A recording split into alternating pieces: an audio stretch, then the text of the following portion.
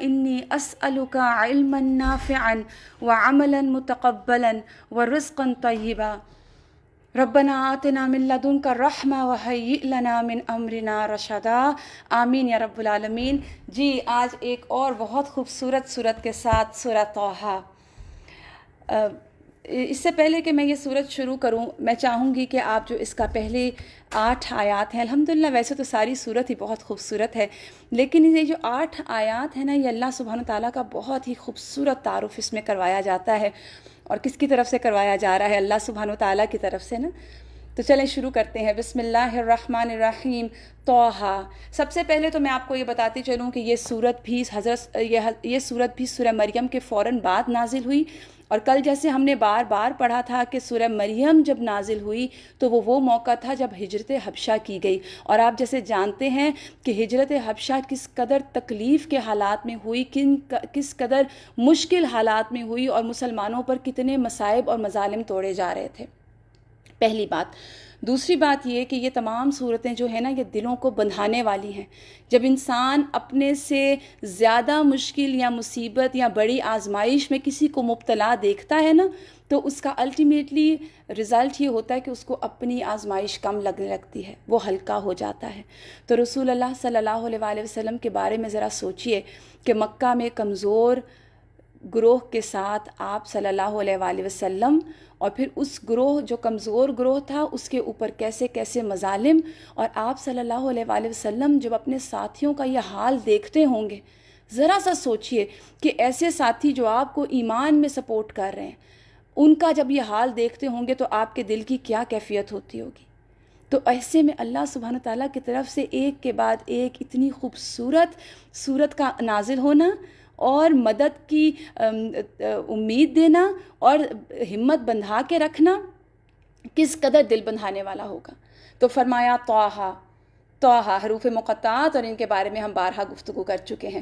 اللہ فرماتے ہیں ما انزلنا علیک القرآن لتشقیٰ. ہم نے یہ قرآن آپ پر اس لیے نازل نہیں کیا کہ آپ مشقت میں پڑ جائیں، آپ تکلیف میں پڑ جائیں.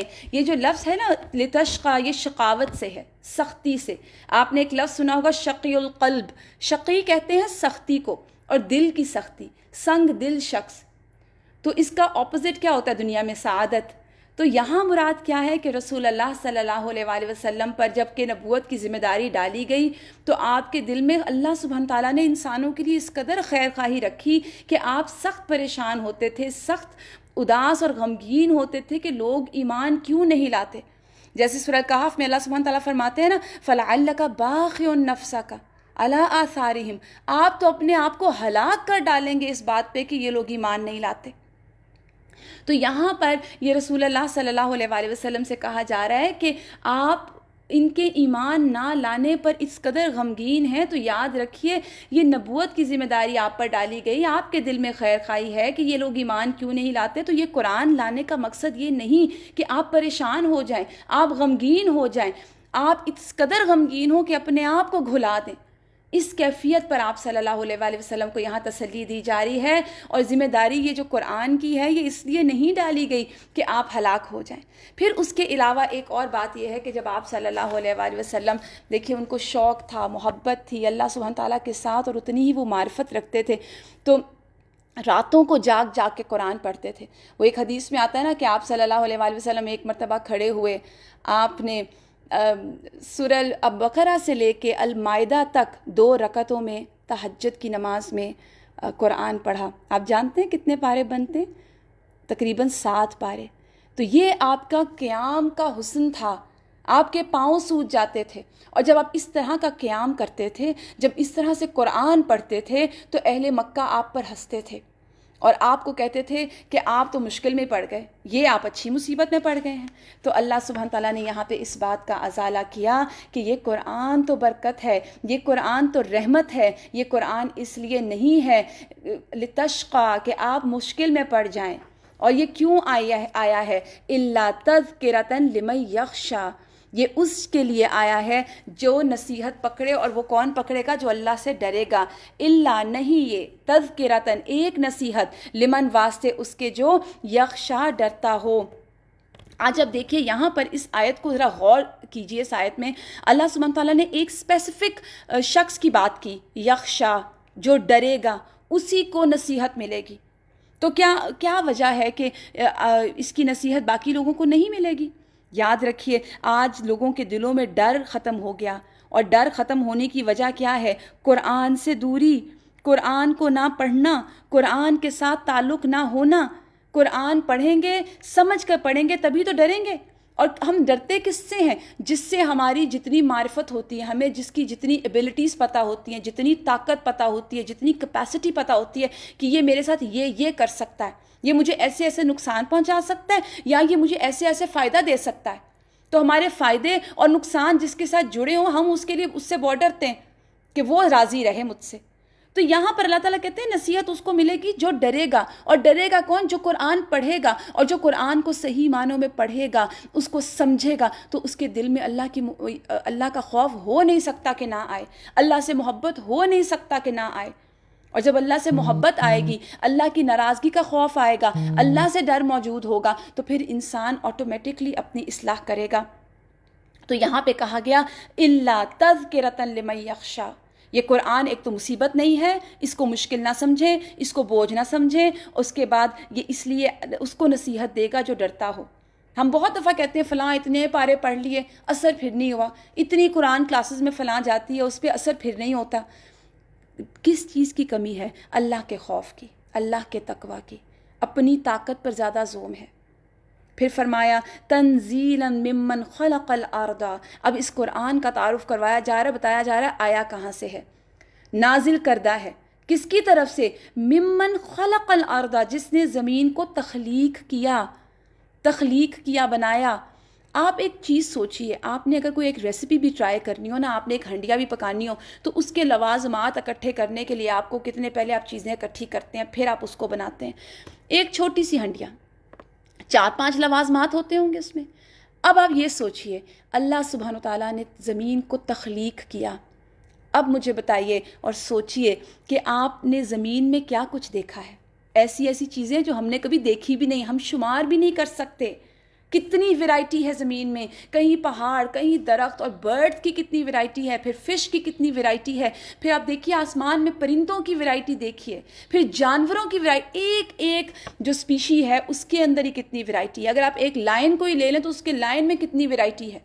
آپ ایک جراف کو لے لیں، جراف کی کتنی نسل ہے. آپ مرغا ہی لے لیں، مرغے میں کتنی نسلیں ہیں. آپ کتا بلی ہی لے لیں، ان میں کتنی نسلیں ہیں. یہ سب اللہ کی مخلوق ہے جو اللہ نے زمین میں رکھی ہے. خلق الارض، اس نے زمین کو تخلیق کیا. والسماوات، اور آسمانوں کو. العلا، بلند، اتنے بلند آسمان. اور آپ دیکھیں دنیا میں آپ کسی جگہ چلے جائیں، آپ کو آسمان سے ہٹ کے نہیں آپ کہیں جا سکتے. ہر جگہ آپ کو آسمان مسلط ملے گا، ایسے پھیلا ہوا، سپریڈ کیا ہوا. اور پھر کون ہے وہ جس نے یہ تخلیق کی؟ الرحمن. یہ سب کچھ بنانے کے بعد علی العرش استوا، وہ عرش پر جلوہ فرما ہے. عرش کیا چیز ہوتی ہے؟ عرش جیسے کہتے ہیں بادشاہ کا تخت ہوتا ہے وہ. لیکن عرش کے بارے میں امام مالک نے بہت ہی بیوٹیفلی ایکسپلین کیا کہ عرش کیا ہے. استوى المعلوم وکیف المجہول وسوال عنہ بدعہ والایمان بہ واجب. کیا ہے اس کا مطلب؟ کہ استوا معلوم ہے، ہمیں یہ معلوم ہے کہ اللہ سبحانہ تعالیٰ عرش پہ موجود ہیں. وکیف، اور کیسے موجود ہیں؟ مجہول، یہ نہیں پتہ. وسؤال، اور سوال کرنا عنہ، اس کے بارے میں، یعنی کہ کیسا ہے عرش، کدھر ہے عرش، وہ بدعت ہے. والایمان، اور ایمان لانا اس پر واجب ہے. تو یہاں اللہ سبحانہ تعالیٰ کے عرش کو ہی کیوں مینشن کیا گیا؟ کیونکہ ہر چیز بہت وسعت میں آ رہی ہے. زمین کی تخلیق کو دکھایا گیا، قرآن کے نزول کرنے کو بتایا گیا، آسمانوں کی بلندی کو بتایا گیا کہ اب یہ چیزیں جو ہیں ان کو بنانے والا کون ہے؟ رحمان ہے. العرش علی العرش استوى. ابھی آگے انشاءاللہ آ رہی ہے سورہ زمر، اس میں ہم پڑھیں گے کہ یہ عرش ہے کیسا، اور عرش کو اٹھانے والے فرشتے کیا سائز کے ہیں. ہم انشاءاللہ اس کو اس پہ ڈسکس کریں گے تو آپ کو پتہ چلے گا کہ اللہ کے عرش کی عظمت کیا ہے. پھر اللہ کون ہے؟ لہو ما فی السماوات و ما فی الارض، اس کے لیے وہ سب کچھ ہے جو آسمانوں میں ہے، وہ سب کچھ ہے جو زمین میں ہے۔ اب میری اور آپ کی تو عقل ہی دنگ رہ جائے یہ سوچتے ہوئے کہ آسمانوں میں کیا کچھ ہے، زمین میں کیا کچھ ہے، کتنی گیلیکسیز ہیں جو اب تک ہم نے ایکسپلور نہیں کی، سمندر کی تہوں میں کیا کچھ چھپا ہوا ہے ہم نہیں جانتے، کتنی مخلوق ہے اللہ کی وہاں پر ہم نہیں جانتے۔ پھر اللہ فرماتے ہیں وما بینہما، اور آسمانوں اور زمین میں ہی نہیں، جو ان دونوں کے درمیان ہے وہ بھی اللہ کا ہے۔ پھر اس کے بعد یہاں پر بھی اللہ تعالیٰ بس نہیں کرتے، وما تحت الثری، اور جو ان دونوں کے نیچے ہے۔ یہ جو وما تحت الثری ہے نا، اس سے مراد ہے مٹی کا وہ نچلا حصہ جو گیلا ہو۔ آپ دیکھیے وہ ڈیپ انسائڈ جو گیلی چیز ہوتی ہے نا، وہ وہاں سے بات کی گئی، مٹی کا وہ حصہ جو گیلا ہو مٹی کے اندر۔ لہو ما فی السماوات وما فی الارض وما بینہما وما تحت الثری، کہ جو دبا ہوا ہے زمینوں کے اندر اللہ کے لیے ہے وہ سب کچھ۔ پھر فرمایا وَإِن تَجْهَرْ بِالْقَوْلِ، آپ جہری قول کریں۔ جہری قول سے کیا مراد ہے؟ ظاہر کر کے بات کرنا، اونچی آواز میں بات کرنا، ایسی طریقے سے بات کرنا جو عیاں ہو، جو کلیئر ہو۔ وَتَجْهَرْ بِالْقَوْلِ، آپ خواہ اونچی آواز میں بات کریں، اب ذکر بھی ہو سکتی ہے، اس میں دعا بھی ہو سکتی ہے، کوئی اور عام بات بھی ہو سکتی ہے۔ فَإِنَّهُ يَعْلَمُ، اللہ اس کو جانتا ہے، السِّرَّ، چھپی ہوئی بات کو، وَأَخْفَى، اور مخفی بات کو بھی۔ آپ دیکھیے کہیں کوئی رستہ چارہ چھوڑا ہی نہیں کہ انسان بچ سکے۔ آپ اونچا بولیں، اللہ سبحانہ تعالیٰ جانتے ہیں۔ ابھی اس وقت میری زبان سے جو الفاظ ادا ہو رہے ہیں وہ اللہ کی نظر میں ہے، اللہ کے علم میں ہے۔ آپ سن کے جو دلوں میں سوچ رہے ہیں، آپ کے دلوں میں جو اللہ کے لیے عظمت اور کیفیت آ رہی ہے وہ اللہ کی نظر میں ہے۔ سر کا مطلب وہ ہے کہ جو انسان چھپا کے بات کرے، دل میں ہو۔ اخفا کہ جو ابھی دل میں آئی بھی نہ ہو، ابھی وہ آئے گی، ان فیوچر وہ دل میں آنے والی بات ہے۔ سبحان اللہ، کیا علم ہے اللہ کا کہ ابھی اس بندے نے دل میں یہ سوچا، اب اگلی تھاٹ جو آئے گی وہ بھی اللہ کے علم میں ہے۔ تو پھر ایسے رب سے بچ کے جا کہاں سکتے ہیں، اور بچنا کیوں ہے؟ یہ رب تو اس قابل ہے، اور ہمارا شرف ہے کہ اس نے ہمیں اپنا بندہ بنایا کہ ایسے رب کی تو عبادت کی جائے، اس سے محبت کی جائے۔ اللہ لا الہ الا ہو، اب اتنا کچھ بتا کے کہا یہ ہے الہ، کوئی الہ نہیں اس کے سوا۔ اللہ کیسا الہ ہے؟ کوئی الہ نہیں، اس جیسا کوئی ہو ہی نہیں سکتا۔ لیس کمثلہ شیء لہ الاسماء الحسنی، اور اس کے لیے ہیں اچھے اچھے نام۔ اور وہ اللہ تعالیٰ نے جو 99 نام بتائے، اللہ کے جو 99 نام ہیں، یہ ان کے ساتھ دعا مانگنا جو ہے وہ انسان کی دعاؤں کو قبولیت کا شرف بخشتا ہے۔ پھر آگے فرمایا وَهَلْ أَتَاكَ حَدِيثُ مُوسَىٰ، کیا آپ تک خبر آئی موسیٰ علیہ السلام کی؟ کیا موسیٰ علیہ السلام کی خبر پہنچی آپ کو؟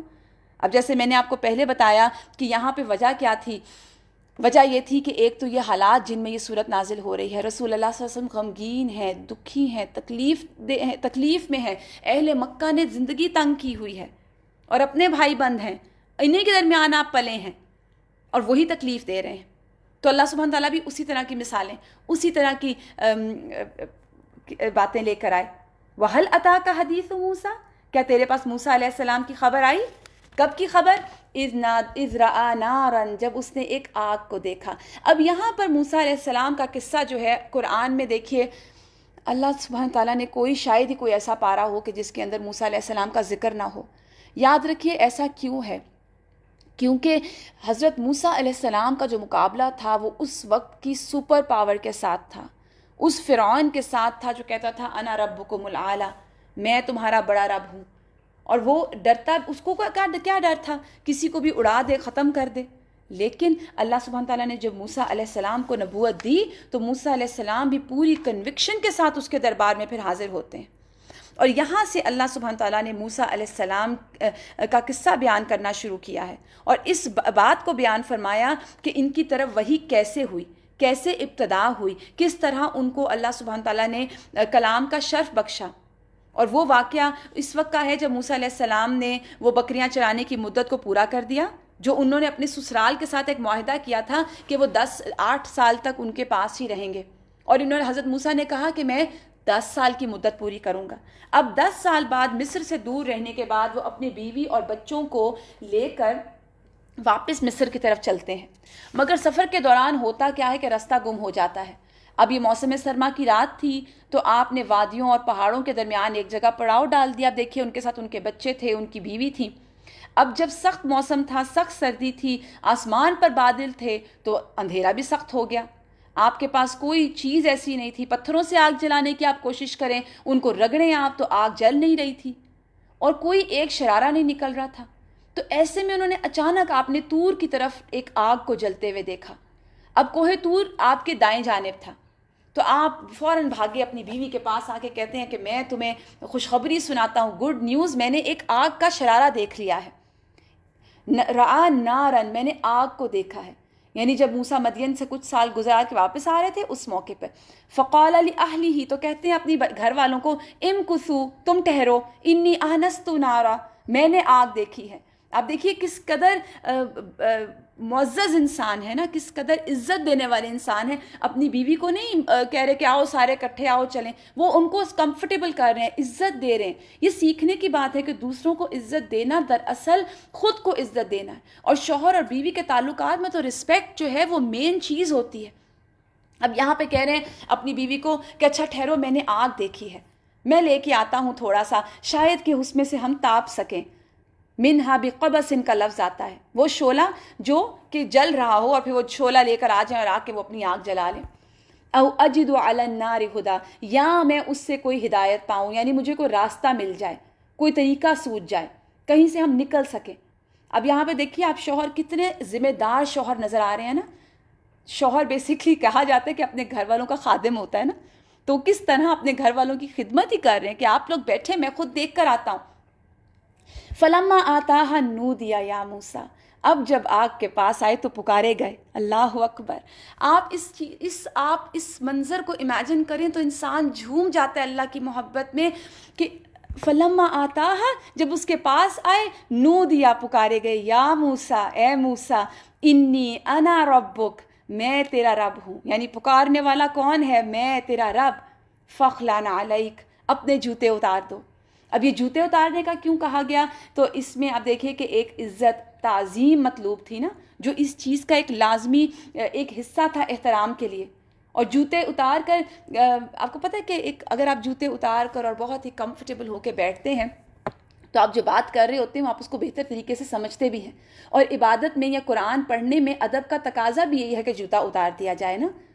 تو بوقت ضرورت دین نے ہمیں رخصت بھی دی ہے، رسول اللہ صلی اللہ علیہ وآلہ وسلم نے دونوں نماز پڑھی ہے، جوتا پہن کر بھی پڑھی ہے، جوتا اتار کے بھی پڑھی ہے، لیکن یہاں اسپیسیفکلی ادب کا تقاضا تھا کیونکہ وہ جگہ عام نہیں تھی۔ انی انا ربک انک بالوادی المقدس طویٰ، تو عام جگہ پہ نہیں ہے، تو وادی مقدس طویٰ میں ہے۔ ساری زمین اللہ کی ہے، مگر اس جگہ کو اللہ نے مقدس کہا۔ اور کیوں اللہ نے مقدس کہا؟ اللہ کی تجلی کی وجہ سے، اللہ نے کلام کیا یہاں پہ، موسیٰ علیہ السلام کو نبوت ملی، یہاں پر سب سے مقدس چیزیں یہاں پر ہوئیں، اس لیے وہاں جو کام ہوئے ان کی وجہ سے جہاں اللہ کا ذکر ہوگا، جہاں قرآن پڑھا جائے گا، جہاں نماز پڑھی جاتی ہے، وہ جگہ بھی مقدس ہو جاتی ہیں۔ تو اسی لیے اللہ سبحانہ تعالیٰ نے یہاں پہ کہا کہ آپ کہاں ہیں؟ انک بالوادی المقدس طویٰ، آپ مقدس وادی طویٰ میں ہیں۔ وَأَنَا اخْتَرْتُكَ، میں نے آپ کو چن لیا۔ اب دیکھیے ہم انسانوں کو کیسے دیکھتے ہیں، ماضی کی وجہ سے انسان کو ہم بدگمان ہو جاتے ہیں کہ یہ تو شخص دنیا میں زندگی میں کبھی کچھ کر ہی نہیں سکتا، اس کا کچھ نہیں ہوگا۔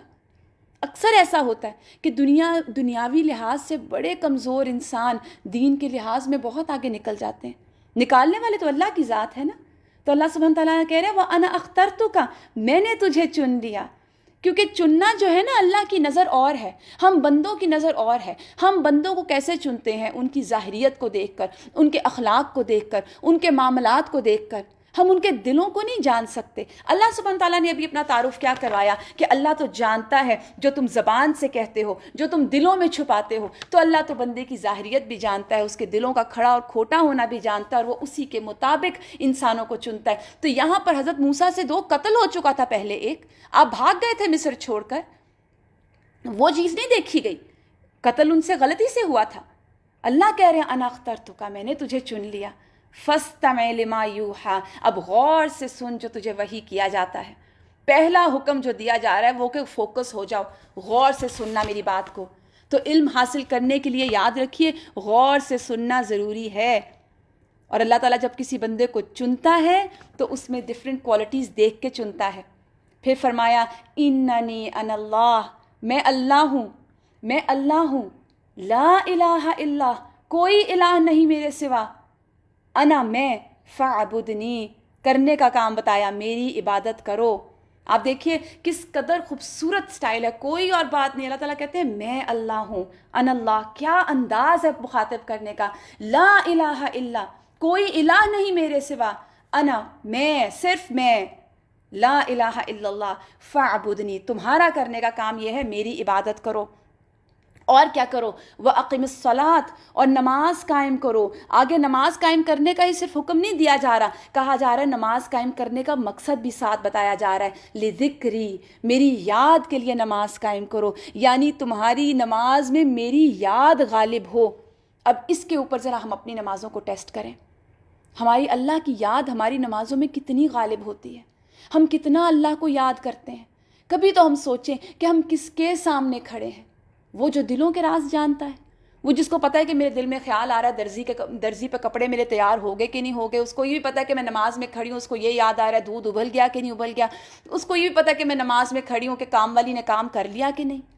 اللہ اکبر. اس چیز کو ہم غالب رکھ کر اگر اپنی نمازوں کو ادا کریں تو نمازوں میں تو لطف آنے لگ جائے. کیوں ہم کہتے ہیں میں 2 منٹ میں نماز پڑھ کے آئی؟ کیونکہ 2 منٹ سے اوپر تو نماز ہماری ہوتی بھی نہیں، کیونکہ ہمیں سمجھ ہی نہیں آ رہا ہم کس کے آگے کھڑے ہیں. ایک اسکالر کو میں سن رہی تھی، وہ کہہ رہے تھے کہ جو نماز کے اندر اللہ سے نہیں ڈرتا نا، وہ باقی زندگی میں کیسے ڈر سکتا ہے. تو یہ واقعی بات درست ہے. اگر ہم نماز میں اللہ سے نہیں ڈر رہے، وہ ہم کس کے آگے ہاتھ باندھ کے کھڑے ہوتے ہیں اللہ اکبر کہہ کے. ہمارے اندر کہاں ہے لذکری، کہ نماز کو میرے ذکر کے لیے قائم کرو. پھر فرمایا ان الساعۃ آتیۃ، بے شک قیامت آنے والی ہے، اکاد اخفیہا لتجزا، میں اس کو چھپا لوں گا، اس کا وقت چھپاؤں گا. کیوں اللہ تعالیٰ چھپائیں گے اس کا وقت کہ یہ کب آئے گی؟ کل نفس بما تسعی، تاکہ ہر شخص کو وہ دیا جائے جو اس نے کوشش کی، یعنی جتنی جس کی ایفرٹ ہوگی اتنی اس کو جزا دی جائے. بلا شبہ قیامت آنے والی ہے، ہر صورت میں برپا ہونے والی ہے، اور میں چاہتا ہوں کہ میں اس کے وقت کو پوشیدہ رکھوں. اور یہ کیونکہ اللہ سبحانہ تعالیٰ کے نفس سے تو کبھی کوئی چیز مخفی نہیں رہ سکتی نا، تو اس کا مطلب یہ ہے، اس کے معنی یہ ہے کہ اس کے وقت کے بارے میں میں اپنے سوا کسی کو مطلع نہیں کروں گا، تاکہ ہر شخص جو کوشش کر رہا ہے وہ اس کا بدلہ پائے. یعنی میں قیامت کو یقیناً برپا کروں گا تاکہ ہر عمل کرنے والے کو اس کے عمل کا بدلہ ملے. پھر فرمایا فلا یصدنک عنہا، بس نہ روکے تجھ کو اس سے. کس سے؟ نماز سے، نماز میں کھڑا ہونے سے، اللہ کی طرف متوجہ ہونے سے، رجوع اللہ سے نماز میں. کون نہ روکے؟ من لا یؤمن بہا، جو اس پر ایمان نہیں رکھتا، واتبع ہوا، اور وہ اپنی خواہشوں کی پیروی کرتا ہے، فتردہ، تو وہ ہلاک کر دیا گیا، تو وہ ختم کر دیا گیا، وہ ہلاک ہو جائے گا. اب یہاں بہت کچھ امپورٹنٹ باتیں بتائی گئیں کہ تجھے آخرت کی فکر سے ایسا شخص نہ روکے جو ایمان نہیں رکھتا، نمبر 1، اور جو اپنی خواہشات کی پیروی کرتا ہے، نمبر 2. اگر تو ایسے شخص کو فالو کرے گا تو تم تو لوزر ہو جاؤ گے، ہلاک اور برباد اور تباہی ہی تباہی ہے. اب ہم ذرا اپنے آپ کو ٹیسٹ کریں، اپنے ماحول کو دیکھیں، اپنے ارد گرد کا جائزہ لیں. ہم میں کتنے لوگ ایسے موجود ہیں جو ایمان کے بہت اونچے لیول پہ ہیں، اور چلیں ایمان کا اونچا لیول بھی ہو، جو خواہشات کی پیروی نہیں کرتے. ہمارے تو گناہ ہوتے ہی اس لیے ہیں کہ خواہشات اتنی زیادہ ہم نے اپنی بڑھا لی کہ ان خواہشات کے پیچھے اللہ سبحانہ تعالیٰ کی ذات ہم نے کہیں چھپا دی، نماز چھپا دی، اللہ کا ذکر چھپا دیا. ہماری دنیا ہمارے لیے امپورٹنٹ ہے، دنیا بنانا ہمارے لیے امپورٹنٹ ہے.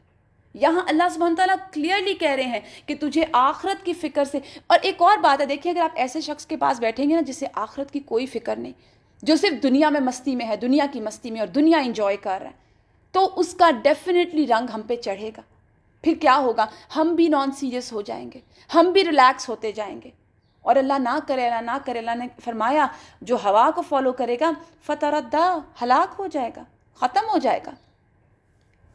تو یہاں پہ یہی سمجھایا گیا کہ آخرت کی یاد اور خواہشات کی پیروی سے بچنا، یہ دو انتہائی امپورٹنٹ کیز ہیں اللہ کی یاد کو دل میں لانے کی اور نماز میں فوکس ہونے کی. کل کی وہ مثال یاد کریں جو میں نے آپ کو پڑھائی تھی کہ وہ درخت کے نیچے اگر کوئی شخص بیٹھا ہو اور وہ فوکس کرنا چاہے اور درخت کی پہ آ کے چڑیاں بار بار اس کو ڈسٹرب کریں، اس کو ڈسٹریکٹ کریں، وہ ایک مرتبہ اڑا دے چڑیوں کو، چڑیاں پھر آ جائیں گی، وہ پھر اڑا دے، وہ پھر آ جائیں گی. تو وہ چڑیاں کیا ہیں؟ خواہشات ہیں. اس کو کرنا کیا ہوگا؟ اس کو درخت کی جڑ کاٹنی ہوگی جہاں وہ آ کے بیٹھے ہی نا. اور یہ مشکل کام ہے، اور یہ ہوگا کیسے؟ اللہ سے دعا کرنے سے. میں اور آپ دیکھیے ہم اوور نائٹ تبدیل نہیں ہو سکتے. اس کے لیے دعا کریں کہ اللہ تو مجھے ایسا بنا دے کہ میری خواہشات کم ہو جائیں، میں نہ کروں دنیا میں اتنا انوالو نہ ہوں. اللہ تو میرے ایمان کو بڑھا دے. آگے فرمایا وما تلک بیمینک یا موسیٰ، اے موسیٰ تیرے دائیں ہاتھ میں کیا ہے؟ اب موسیٰ علیہ السلام بولتے ہیں قال ہی عصای، یہ میری لاٹھی ہے، اتوکل علیہا واہش بہا علی غنمی، میں اس پر ٹیک لگاتا ہوں، میں اس سے اپنی بکریوں کے لیے پتے جھاڑتا ہوں. ولی فیہا معارب اخری، اور اس میں میرے لیے اور بھی مقاصد ہیں، اور بھی بڑے کام کرتا ہوں اس کے ساتھ. اس قدر پیارا انداز ہے. آپ دیکھیے ہمیں جب کسی سے محبت ہوتی ہے نا اور ہمارا دل ہوتا ہے کہ یہ گفتگو بند ہی نہ ہو، تو حضرت موسیٰ سے صرف ایک سوال کیا گیا، یہ آپ کے ہاتھ میں کیا ہے؟ آپ کہتے تھے عصا ہے میرا، لاٹھی ہے. کوئی عام شخص پوچھتا تو یہی کہتے. تو یہاں تو وہ شروع ہو گئے، اس کا میں سہارا بھی لیتا ہوں، میں پتے بھی جھاڑتا ہوں، میرے بڑے فائدے ہیں اس میں. اللہ سبحانہ تعالیٰ کہتے ہیں قال، اللہ کہتے ہیں القھا یا موسیٰ، اے موسیٰ اس کو ڈال دو. فالقھا، تو اس نے ڈال دیا. کچھ اور نہیں سوچا کیوں، کیا وجہ ہے، کیوں ڈال دوں، کہیں کوئی کوشچن نہیں. فالقھا، اللہ کہتے ہیں تو اس نے ڈال دیا. فاذا ہی حیۃ تسعیٰ، تو وہ ایک سانپ تھا جو دوڑ رہا تھا. قال خذھا، اب کہا اس کو پکڑ لو. ولا تخف، اور ڈرنا نہیں. سنعیدھا سیرتھا الاولیٰ، ان قریب ہم اس کو اس کی پہلی حالت میں الٹا دیں گے، واپس کر دیں گے، یعنی جیسا یہ تھا ویسا کر دیں گے. اب یہ امتحان ہے، ہائی رسک پہ ہے. اتنا بڑا اژدہا وہ لاٹھی بن گئی، اور وہ لاٹھی کہا ڈال دو، ڈال دی، کہا اٹھا لو. اب وہ دل میں خوف بھی ہے تو اللہ تعالیٰ نے کہا ڈرنا نہیں، اٹھا لو. وَدْبُمْ يَدَكَ إِلَىٰ جَنَاحِكَ، اپنے جو ہاتھ ہیں اس کو اپنے بازو کو دیکھو ملا لو، وہ چمکتا ہوا سفید نکلے گا بغیر کسی تکلیف کے. اب یہ دوسری نشانی دی، اور یہ کیوں دی گئی؟ لِنُرِيَكَ مِنْ آيَاتِنَا الْكُبْرَى، یہ اس لیے تاکہ ہم دکھائیں تجھے اپنی بڑی بڑی نشانیوں میں سے. اب بڑی بڑی نشانیاں کیا تھیں اللہ سبحانہ تعالیٰ کی؟ یہ دن رات کی تبدیلی بھی اللہ کی بڑی نشانی ہے، سورج چاند کا آنا بڑی نشانی ہے، اور پیغمبروں کو دیے جانے والے معجزات بھی بڑی نشانیاں ہیں. تو ان تمام نشانیوں میں سے میں تجھے کچھ نشانیاں دکھاؤں. اب آگے آ گیا مشن. اب یہاں پہ مشن پہ بھیجا جا رہا ہے. اذهب، چلے جاؤ، الی فرعون، فرعون کی طرف، انہ طغیٰ، کہ بے شک وہ سرکش ہو گیا ہے. اس کی سرکشی کیا تھی؟ خود کو کہتا تھا انا ربکم الاعلی، میں تمہارا بڑا رب ہوں. مصر کا بادشاہوں کا لقب تھا اس دور میں فرعون، اور اس کا مطلب ہے سورج دیوتا کی اولاد. اور اس کے مطابق جو بادشاہ ہوتا وہ سورج دیوتا کا ہی اوتار ہوتا تھا. تو اس لیے فرعون کے بارے میں آتا ہے کہ اس فرعون نے اپنے اسٹیچوز پورے ملک میں نصب کرا رکھے تھے، اور کہتا تھا کہ میری عبادت کرو، میں تمہارا رب ہوں. اب کہا گیا اذهب الى فرعون انه طغى. اب حضرت موسیٰ کہیں کچھ نہیں کہتے کہ ہیں اللہ جی میں کیسے چلا جاؤں، میں نے تو اتنا بڑا گناہ کیا تھا، میں نے تو ان کے بندہ مارا ہوا ہے اور وہ تو مجھے چھوڑیں گے نہیں، میں نہیں جا سکتا، میں نے نہیں ایسا کرنا. کہیں ایسا نہیں کہہ رہے. کہہ رہے رب قال رب اشرح لی صدری. اچھا جانا تو ہے اللہ، سینہ کھول دے. اب سینہ کھلنا کیا ہے؟ شرح کا مطلب ہوتا ہے کسی چیز کا کھل جانا. یہاں مراد ہے دل کا کھلنا. اور دل کیسے کھلتا ہے؟ جب دل میں اطمینان آ جائے، جب دل میں یکسوئی کی کیفیت آ جائے، جب انسان کانفیڈنٹ ہو کہ میں جو کرنے جا رہا ہوں میں اس کو کر لوں گا، فوکسڈ ہو اپنا کام کرنے کے لیے، کوئی دل میں خوف نہ ہو، گھبراہٹ نہ ہو، بڑا ہی اون کرے اپنے کام کو. اس کے ساتھ ہی ساتھ وسعت ہو، دل میں تنگی نہ ہو کہ ہائے میں کیا کروں گا. تو اب ان کو تنگی تھی نا، کنفیوژن تھی، پریشانی تھی. تو وہ یہ نہیں کہہ رہے کہ اچھا میں کیا کروں، میں نہیں کر سکتا، مجھے، ان کو پتا تھا کہ مجھ سے کلام کون کر رہا ہے. تو انہوں نے وہیں دعا کر دی اللہ میرا سینہ کھول دے. وَيَسِّرْ لِي أَمْرِي، اللہ کام تو میں کروں گا لیکن میرا کام میرے لیے آسان کر دے. کیا مطلب ہے اس کا؟ مجھے سہولت دے، مجھے فیسیلیٹیٹ کر، اور ایسا کام کروا کہ مخالفین جو ہیں وہ میرے آگے دب جائیں، مخالفین کی راہیں بند ہو جائیں، کیونکہ مقابلہ کس کے ساتھ تھا؟ فرعون کے ساتھ۔ تو میرا کام آسان کر دے، یعنی اللہ جو پیغام میں پہنچانا چاہ رہا ہوں اس پیغام کو میرے لیے آسان کر دے۔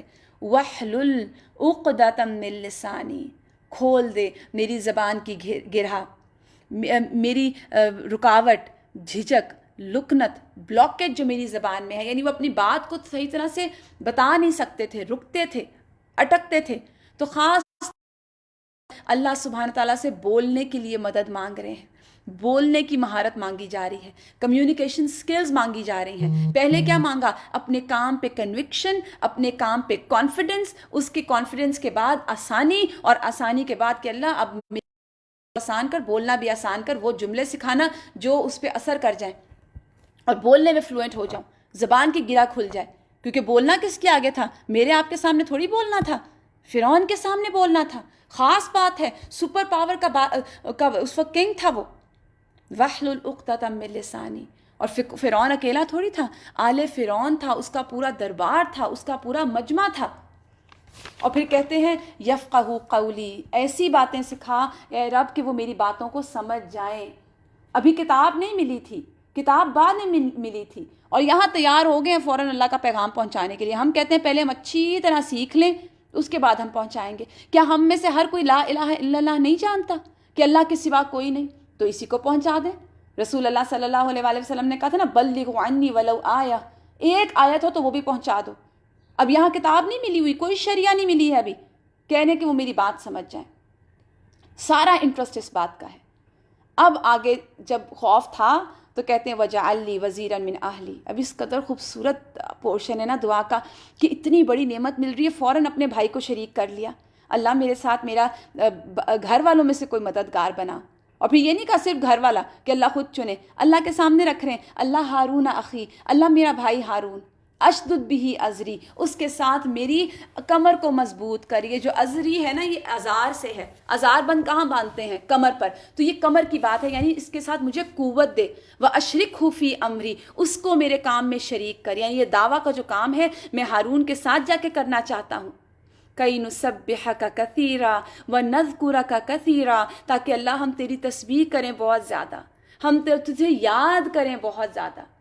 یعنی اب یہاں پر وہ کہہ رہے ہیں کہ ہم دونوں بھائی مل کر آپ کی تسبیح کریں گے، ہم آپ کو بہت زیادہ یاد کریں گے۔ ایک تو مطلب ہو گیا ایز اٹ از کہ تسبیح، یعنی نماز میں تسبیح کرنا، خشوع کے ساتھ نماز پڑھنا، اور ایک یہ بھی ہو سکتا ہے اجتماعی طور پر ہم تیرا میسج لوگوں کو دیں گے، یا اجتماعی طور پر ہم تیری تسبیح کریں گے۔ انک کنت بنا بصیرا، بے شک تو ہے ہم کو دیکھنے والا، یعنی اللہ یہ سب تیرے لیے ہوگا، جو تسبیح ہوگی تیرے لیے ہوگی، جو یاد ہوگی وہ تیرے لیے ہوگی، تو ہر چیز جانتا ہے، تو ہمیں دیکھنے والا ہے۔ قالا، فرمایا، اف اتنا خوبصورت انداز ہے، آپ اس آیت کا انداز دیکھیے۔ قال قد اوتیت سؤلک یا موسیٰ، فرمایا تو دیا گیا اپنا سوال ہے موسیٰ، اے موسیٰ جو مانگا عطا کیا گیا۔ وَلَقَدْ مَنَّنَّا عَلَيْكَ مَرَّةً أُخْرَى، اور البتہ تحقیق انعام کیا ہم نے تجھ پر دوسری بار۔ پہلا انعام کیا تھا؟ اب یہاں اس کا ذکر ہے، اِذْ أَوْحَيْنَا إِلَىٰ أُمِّكَ مَا يُوحَىٰ، کہ جب ہم نے تیری ماں کی طرف وحی کی تھی، یعنی ماں کے دل میں خیال ڈالا تھا۔ اور آپ جانتے ہیں نا یہ کون سا خیال تھا؟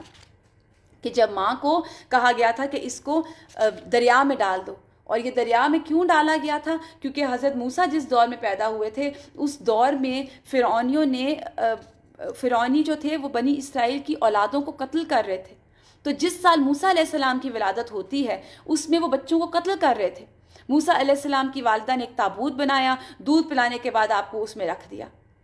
اب تفسیر ابن کثیر میں آتا ہے کہ وہ کیا کرتی تھی کہ تابوت کے اندر ہی بچے کو رکھتی تھیں اور اس کو ایک رسی سے باندھ دیتی تھی، تابوت پلانے کے بعد آپ کو رکھ دیتی اور تابوت کو دریائے نیل میں چھوڑ دیتی اور پھر رسی کھینچ لیتی۔ یہ اب تفسیر ابن کثیر میں ہے، واللہ عالم۔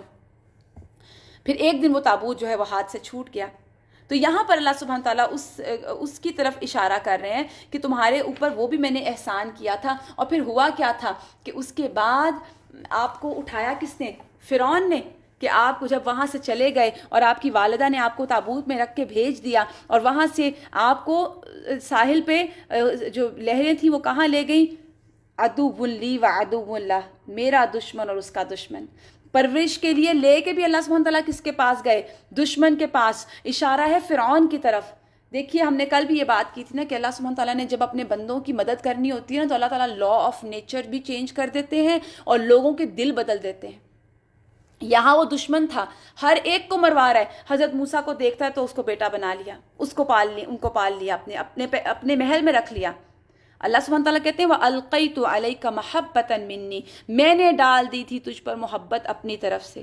یعنی ایسی الفت تھی حضرت موسیٰ کے چہرے میں کہ فرعون بھی رہ نہ سکا. اور پھر تاکہ تو پرورش پائے اس کی نگرانی میں، یعنی فرعون کے گھر میں، دشمن کے گھر میں نگرانی اللہ کی ہے اور پرورش ہو رہی ہے. اب کچھ بگاڑ ہی نہیں سکے گا کیونکہ اللہ کی نگرانی میں ہو رہا ہے. اور یہی چیز اللہ کی طاقت کی دلیل ہے. یہ آیت دلیل ہے کہ دشمن چاہے بھی تو کچھ نہیں کر سکتا. اللہ اپنا کام نکلوا کے رہتے ہیں، اللہ اپنا کام کروا کے رہتے ہیں. تو یہاں پر یہی بتایا گیا کہ اچھا اس دشمن نے ہی اٹھا لیا. استمشی اختو کا، اور پھر ان کی جو بہن تھی وہ ساتھ ساتھ آئیں اور انہوں نے دیکھا کہ حضرت موسیٰ جو ہیں ان کے اوپر دودھ پلانے والیوں کی چھاتیاں حرام کر دی گئی تھیں، وہ کسی کا دودھ نہیں پی رہے تھے. اور انہوں نے پھر گائیڈ کیا کہ میں ایک ایسے فیملی کو جانتی ہوں جو آپ کے اس بچے کو دودھ پلائے گی. اور پھر وہ واپس اللہ سبحانہ تعالیٰ فرماتے ہیں فرجعناک الی امک، اور ہم لوٹا کے لے آئے تجھے تیری ماں کے پاس. کئی تقر عینہا، تاکہ اس کی آنکھیں ٹھنڈی ہوں. ولا تحزن، اور غم نہ کرے، یعنی ماں تیرے فراق میں نہ روئے، تیری جدائی میں غم نہ کرے، دکھی نہ ہو. ایسے اللہ سبحانہ تعالیٰ اپنی خاص حکمت کے ساتھ ایسے لوٹا کے ماں کا بچہ ان کی گود میں لے آئے. اور تو اپنی ماں کا دودھ ہی پیا تو نے، پھر انسان کا دودھ نہ پیا، کیونکہ فرعون کے دربار میں کوئی کمی تھی دودھ پلانے والیوں کی. تو انہیں قتل کر دیا تو ہم نے تجھے نجات دی. یہاں موسیٰ کو ڈر تھا نا تو وہ پھر وہاں سے نکل گئے تھے، من الغمی، غم سے. اور آزمایا تھا ہم نے تجھ کو، اور پھر تو ٹھہرا رہا کئی سال مدین میں. پھر حضرت موسیٰ جب بھاگ گئے تھے مصر سے تو مدین میں ان کو پناہ ملی اور وہاں ان کی شادی ہوئی. اور وہاں وہ 8 سال ان کی مدت مقرر ہوئی تھی، لیکن انہوں نے 10 سال پورے کیے. اور 10 سال بعد اب جب یہ واپس آ رہے ہیں تو ان کو نبوت عطا ہوتی ہے. اللہ سبحانہ تعالیٰ کہتے ہیں ثم جئت علی قدر یا موسیٰ، پھر تو آ گیا اپنے وقت پہ، اپنے صحیح اندازے پر اے موسیٰ. یعنی موسیٰ تم کو یہیں آنا تھا، یہیں نبوت ملنی تھی، ایسا ہی ہونا تھا، اور تو اپنے ٹھیک وقت پہ پہنچ گیا. کس قدر خوبصورت ہے نا یہ آیت. اس سے یہ بھی پتہ چلتا ہے کہ ہم خود سے کچھ بھی نہیں کر سکتے. ہر چیز کا ایک وقت مقرر ہے اور وہ کام اپنے وقت سے پہلے ہوگا نہیں اور اپنے وقت کے بعد ٹھہر نہیں سکتا.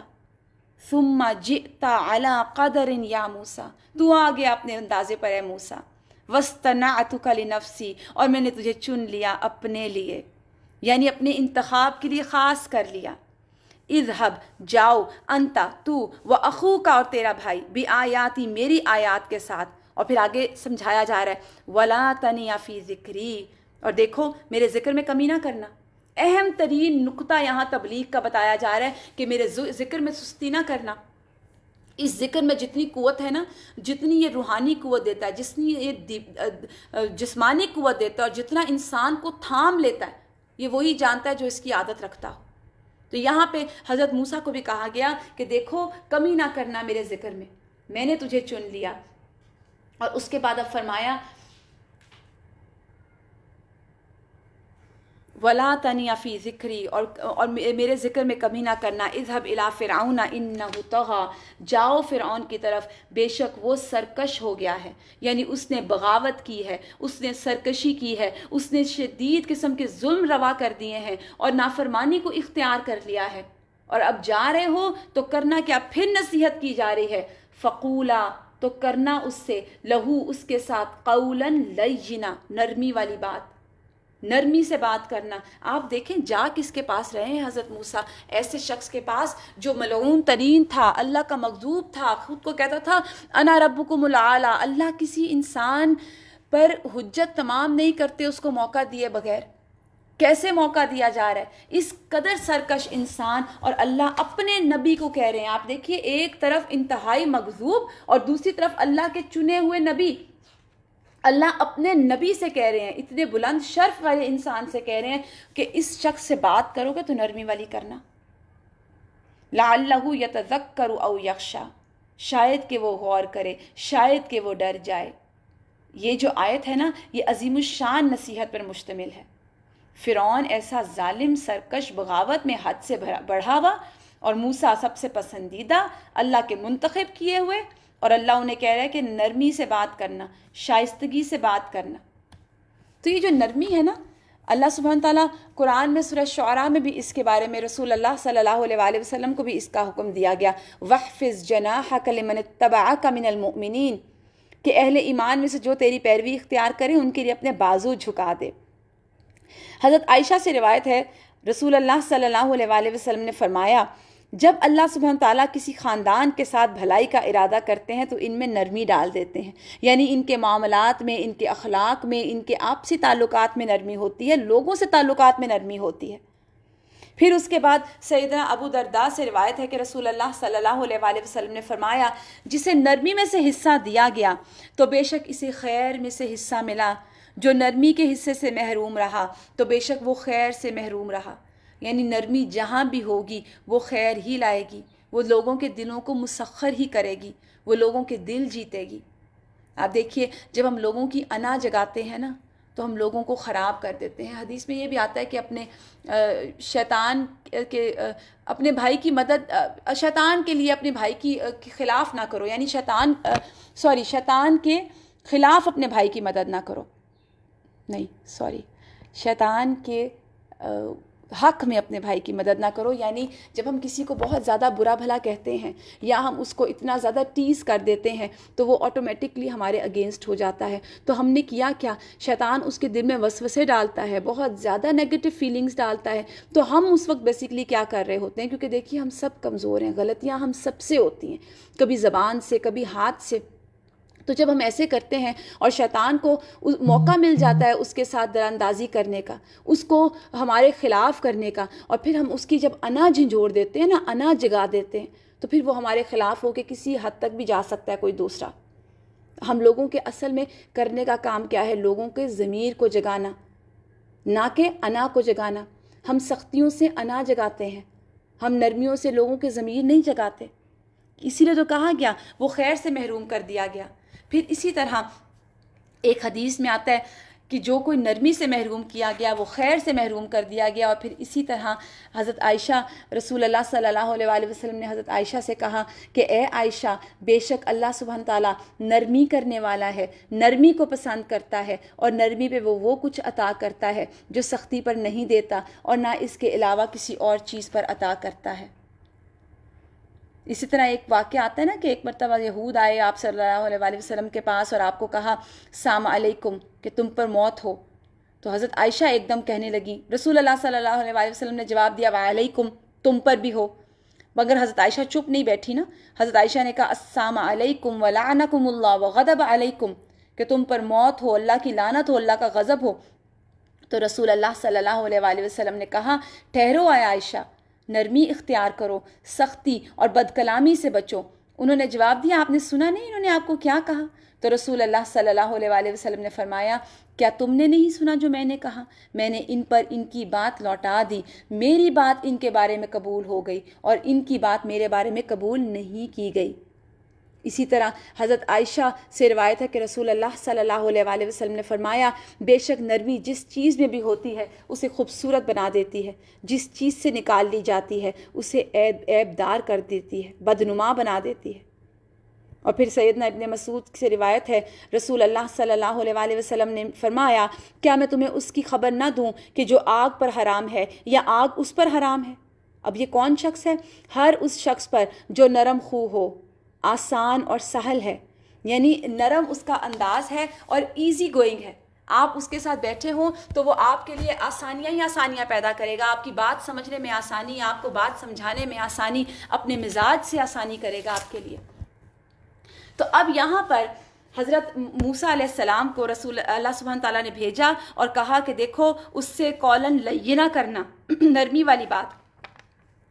अब यहाँ पर फिर हज़रत मूसा को थोड़ा डर लगा तो कहते हैं क़ाला रब्बना इन्नना नख़ाफ़ु, मैं डर रहे हैं हम कि वो ज़्यादती करेगा हम पर या वो सरकशी करेगा। आप देखिए ना आगे मुकाबला भी तो किसी आम इंसान से नहीं था, सबसे ज़्यादा सरकश था।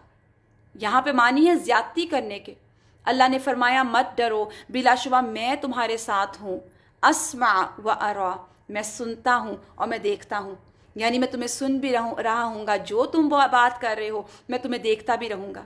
یعنی فرعون سے مت ڈرو، میں تم دونوں کے ساتھ ہوں، تمہاری اور فرعون دونوں کی بات سنوں گا، دونوں کو دیکھوں گا، مجھ سے کچھ چھپا ہوا نہیں۔ فرعون کی پیشانی میرے ہاتھ میں ہے، میں تمہارے ساتھ ہوں، میں تمہاری حفاظت کروں گا، میں تمہیں اپنی نصرت اور تائید سے نوازوں گا۔ اب کیا ہوتا ہے؟ موسیٰ علیہ السلام آگے فرعون کے سامنے، قد جئناک بآیۃ من ربک، تحقیق ہم تیرے پاس تیرے پروردگار کی طرف سے نشانی لے کر آئے ہیں، یعنی تیرے پروردگار کی طرف سے ہمارے پاس دلیل اور معجزہ ہے۔ والسلام علی من اتبع ہدی، اور جو راہ ہدایت کی پیروی کرے اس پر سلامتی ہو۔ اب یہی الفاظ رسول اللہ صلی اللہ علیہ وآلہ وسلم نے ہرقل کو بھی لکھے تھے نا، عظیم ہرقل عظیم روم کو جو خط لکھا تھا۔ تو یہاں پر یہی بات کی کہ اسلام لے آؤ اور ہدایت کی پیروی کرو۔ اسی طرح موسیٰ علیہ السلام نے بھی فرعون سے کیا کہا؟ والسلام علی من اتبع ہدی ان قد اوحی الینا ان العذاب علی من کذب وتولی، اور جو راہ حق کی پیروی کرے اس پر سلامتی ہو، بے شک ہماری طرف سے وحی کی گئی ہے، یعنی جو جھٹلائے اور پھرے اس کے لیے یقیناً عذاب تیار ہے۔ اللہ نے وحی کے ذریعے سے ہمیں بتایا ہے کہ عذاب صرف اس شخص کے لیے ہے جو اللہ کی آیات کو جھٹلاتا ہے، اس کی اطاعت سے روگردانی کرتا ہے۔ تو یہاں پر یہی بات کی گئی کہ اسی کے لیے عذاب ہے۔ پھر موسیٰ اور فرعون کے درمیان گفتگو شروع ہوتی ہے۔ فمن ربکما یا موسیٰ، اے موسیٰ تمہارا پروردگار کون ہے؟ یعنی جس نے تمہیں بھیجا ہے، تم کہتے ہو میں رسول بنا کر بھیجا گیا ہوں، میں تو نہیں جانتا کس نے بھیجا تمہیں۔ قال ربنا الذی، میں رب میرا تو وہ ذات ہے، آتا کل شیء خلقہ، جس نے ہر چیز کو اس کی شکل اور صورت بخشی، ثم ہدی، پھر اس کو سیدھا راستہ دکھایا۔ معنی یہ ہے کہ اس نے ہر چیز کا جوڑا پیدا کیا، پہلے تو اس کی اپنی صورت خوبصورت بنائی، ہر چیز کی ایک اپنی شکل ہے، اپنی حیت ہے، اپنا وجود ہے، اور اس کے بعد اس کا ایک اپنی لائف ہے، اس کا ایک اپنا طریقہ ہے۔ میری تو یعنی رب وہ ہے جس نے انسان کو انسان، گدھے کو گدھا، بکری کو بکری بنایا، اور جس نے ہر چیز کو اس کی شکل اور صورت بخشی، جس نے ہر جاندار کو مناسب انداز میں پیدا کیا، جس نے مخلوق میں ہر اس چیز کو دے کے بھیجا جو اس کے لیے ضروری تھی، موزوں تھی۔ انسان کو حیوان کے وجود کا کوئی حصہ نہیں دیا، کسی حیوان کو انسان کے وجود کا حصہ نہیں دیا، اور پھر اس کے بعد صرف یہی نہیں، ہدایت بھی دی۔ ثم ہدی، اللہ سبحانہ تعالیٰ نے تمام مخلوقات کے اعمال، عمریں، رزق تمام تقسیم کر دیے، اور تمام اس دور سے چلے آ رہے ہیں۔ تو یہاں پر یہی کہا گیا۔ بہرحال موسیٰ نے فرعون کو جواب دیا کہ ہمارا پروردگار وہ ہے جس نے مخلوق کو پیدا کیا، ہر چیز کا اندازہ مقرر کیا، ہر مخلوق کو اپنے ارادے کے متعلق پیدا کیا۔ اب اتنا پیارا جواب حضرت موسیٰ نے دیا کہ اللہ سبحانہ تعالیٰ تو وہ ہے جس نے ہر چیز کو تخلیق کیا، ہدایت دی۔ اب آگے فرعون کیا کہتا ہے؟ قال فما بال القرون الاولی، اچھا مجھے یہ بتاؤ پہلی جماعتوں کا کیا حال ہے؟ یعنی موسیٰ کو فرعون کو موسیٰ علیہ السلام نے جب بتایا کہ اللہ تعالیٰ نے انہیں رسول بنایا ہے، ساری کائنات کو پیدا کیا ہے، مخلوق کا رازق ہے، ہر چیز کا اندازہ مقرر کیا ہے، ہر چیز کو راہ دکھائی ہے، تو فرعون نے ان دلیلوں کو جو پہلی جماعتوں کو پیش کیا گیا، کہا کہ اچھا جو پہلے لوگ گزر چکے جنہوں نے تمہارے رب کی عبادت نہیں کی تھی، کسی اور کی عبادت کی تھی، ان کا کیا بنا؟ ان کے اعمال کہاں گئے؟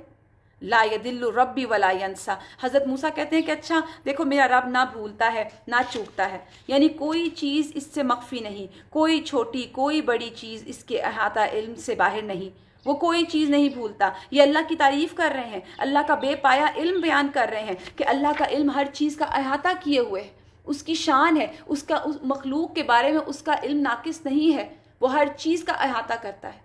آپ دیکھ رہے ہیں کہ یہ فرعون کا طریقہ کیا ہے۔ بات حضرت موسیٰ کچھ کر رہے ہیں کہ دیکھو تم سیدھے ہو جاؤ، ایمان لے آؤ، اور وہ کہہ رہے اچھا یہ کون ہے رب؟ میں تو نہیں جانتا۔ پھر وہ بتا رہے ہیں رب کون ہے، اچھا وہ پچھلی قوموں کا کیا ہوا؟ قال علمھا عند ربی فی کتاب، میرے حضرت موسیٰ کہتے ہیں اللہ کے پاس ہے اس کا کتاب۔ لا یضل ربی ولا ینسا، میرا رب نہ بھٹکتا ہے نہ بھولتا ہے۔ اور کون ہے؟ الذی جعل لکم الارض مہدا وسلک لکم فیہا سبلا، جس نے زمین کو بچھونا بنایا، اس میں راستے بنائے تمہارے لیے، وانزل من السماء ماء، آسمان سے پانی نازل کیا، فاخرجنا به ازواجا، اور اس کے ذریعے کئی قسم کے مختلف نباتات نکالے۔ اب یہاں پہ حضرت موسیٰ کوئی اس کی کسی بھی نانسنس کا جواب نہیں دے رہے، صرف اللہ کے تعارف کرانے پہ فوکس کر رہے ہیں۔ کلو، کھاؤ، ورعو، اور مویشیوں کو چراؤ، انعامکم، اپنے جانوروں کو، ان فی ذالک لآیات، ان میں بھی نشانیاں ہیں، رب کو ڈھونڈنا ہوگا تو مل جائے گا، لأولی النہا، بہت سی نشانیاں ہیں عقل مندوں کے لیے، منہا خلقناکم، اسی زمین سے اس نے تمہیں پیدا کیا، وفیہا نعیدکم، اسی میں تمہیں لوٹائے گا، ومنہا نخرجکم تارۃ اخری، اور تمہیں دوبارہ اسی میں سے نکالے گا۔ اب سمجھنے والا ہوتا تو سمجھ جاتا نا، اتنا بڑا بادشاہ کہنے کو انا ربکم الاعلی، اور عقل ہے ہی نہیں، کہہ رہا ہے وَلَقَدْ أَرَيْنَاهُ آيَاتِنَا كُلَّهَا فَكَذَّبَ وَأَبَى، بلا شبہ ہم نے اس فرعون کو اپنی تمام نشانیاں دکھا دی، اللہ فرماتے ہیں اس نے جھٹلا دیا، اس نے انکار کر دیا، سب کچھ دیکھنے کے بعد بھی نہیں مانا۔ قَالَ أَجِئْتِنَا لِتُخْرِجَنَا مِنْ أَرْضِنَا بِسِحْرِكَ يَا موسیٰ، اب کہتا کیا ہے؟ اب کوئی جواب نہیں آیا، زمین کا، آسمان کا، نعمتوں کا، کسی چیز کا کوئی جواب نہیں آیا، تو کہتا ہے اچھا تم اس لیے آئے ہو ہمارے پاس تاکہ تم اپنے جادو کے زور سے ہمیں ہماری زمین سے نکال دو، ہمارا بادشاہ بننا چاہتے ہو ہماری جگہ؟ کوئی چیز اس پہ اثر نہیں کر رہی تھی۔ فَلَنَأْتِيَنَّكَ بِسِحْرٍ مِثْلِهِ، اب ہم بھی لے کے آئیں گے تمہارے پاس ایسا جادو جیسا کہ تم لے کر آئے ہو، فَجْعَلْ بَيْنَنَا وَبَيْنَكَ مَوْعِدًا، اب جیسا کہ تم جادو لائے ہو تو ہمارے پاس بھی جادو ہے اور ہم لائیں گے، اور اپنے درمیان اور تمہارے درمیان ہم ایک وعدہ کر لیتے ہیں، نہ ہم خلاف ورزی کریں گے نہ تم خلاف ورزی کرنا، یعنی اب ہم دونوں مقابلے پہ آ کے جادو دکھائیں گے۔ قَالَ مَوْعِدُكُمْ يَوْمُ الزِّينَةِ، اس نے موسیٰ سے کہا، موسیٰ علیہ السلام نے کہا یعنی تمہارا وعدہ یوم زینہ ہے، یعنی زینت کا دن، جشن کا دن، وَأَنْ يُحْشَرَ النَّاسُ ضُحًى، اور یہ کہ لوگ دن چڑھے اکٹھے کر دیے جائیں گے۔ اب یہاں پر فرعون نے معجزات کو جادو قرار دے دیا، فرعون نے سب سے بڑا معجزہ دیکھنے کے بعد بھی نہیں مانا، اور اس کے بعد کہا کہ اب ہم اپنے جادوگر لے کے آئیں گے۔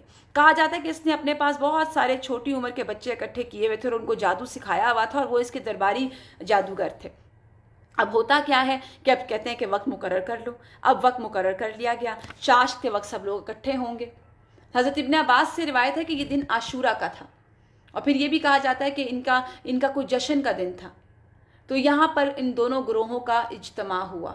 فَتَوَلَّى فِرْعَوْنُ فَجَمَعَ كَيْدَهُ ثُمَّ أَتَىٰ، اب کیا ہوتا ہے؟ اللہ سبحانہ تعالیٰ نے بیان فرمایا کہ جب فرعون اور موسیٰ نے آپس میں معاہدہ کر کے خاص وقت مخصوص جگہ کو تعین کر لیا، فرعون لوٹ گیا، اس نے اپنے ملک میں شہروں میں جا کے جادوگر اکٹھے کیے، ادھر حضرت موسیٰ آ گئے، اور پھر ایک دن مقرر ہو گیا۔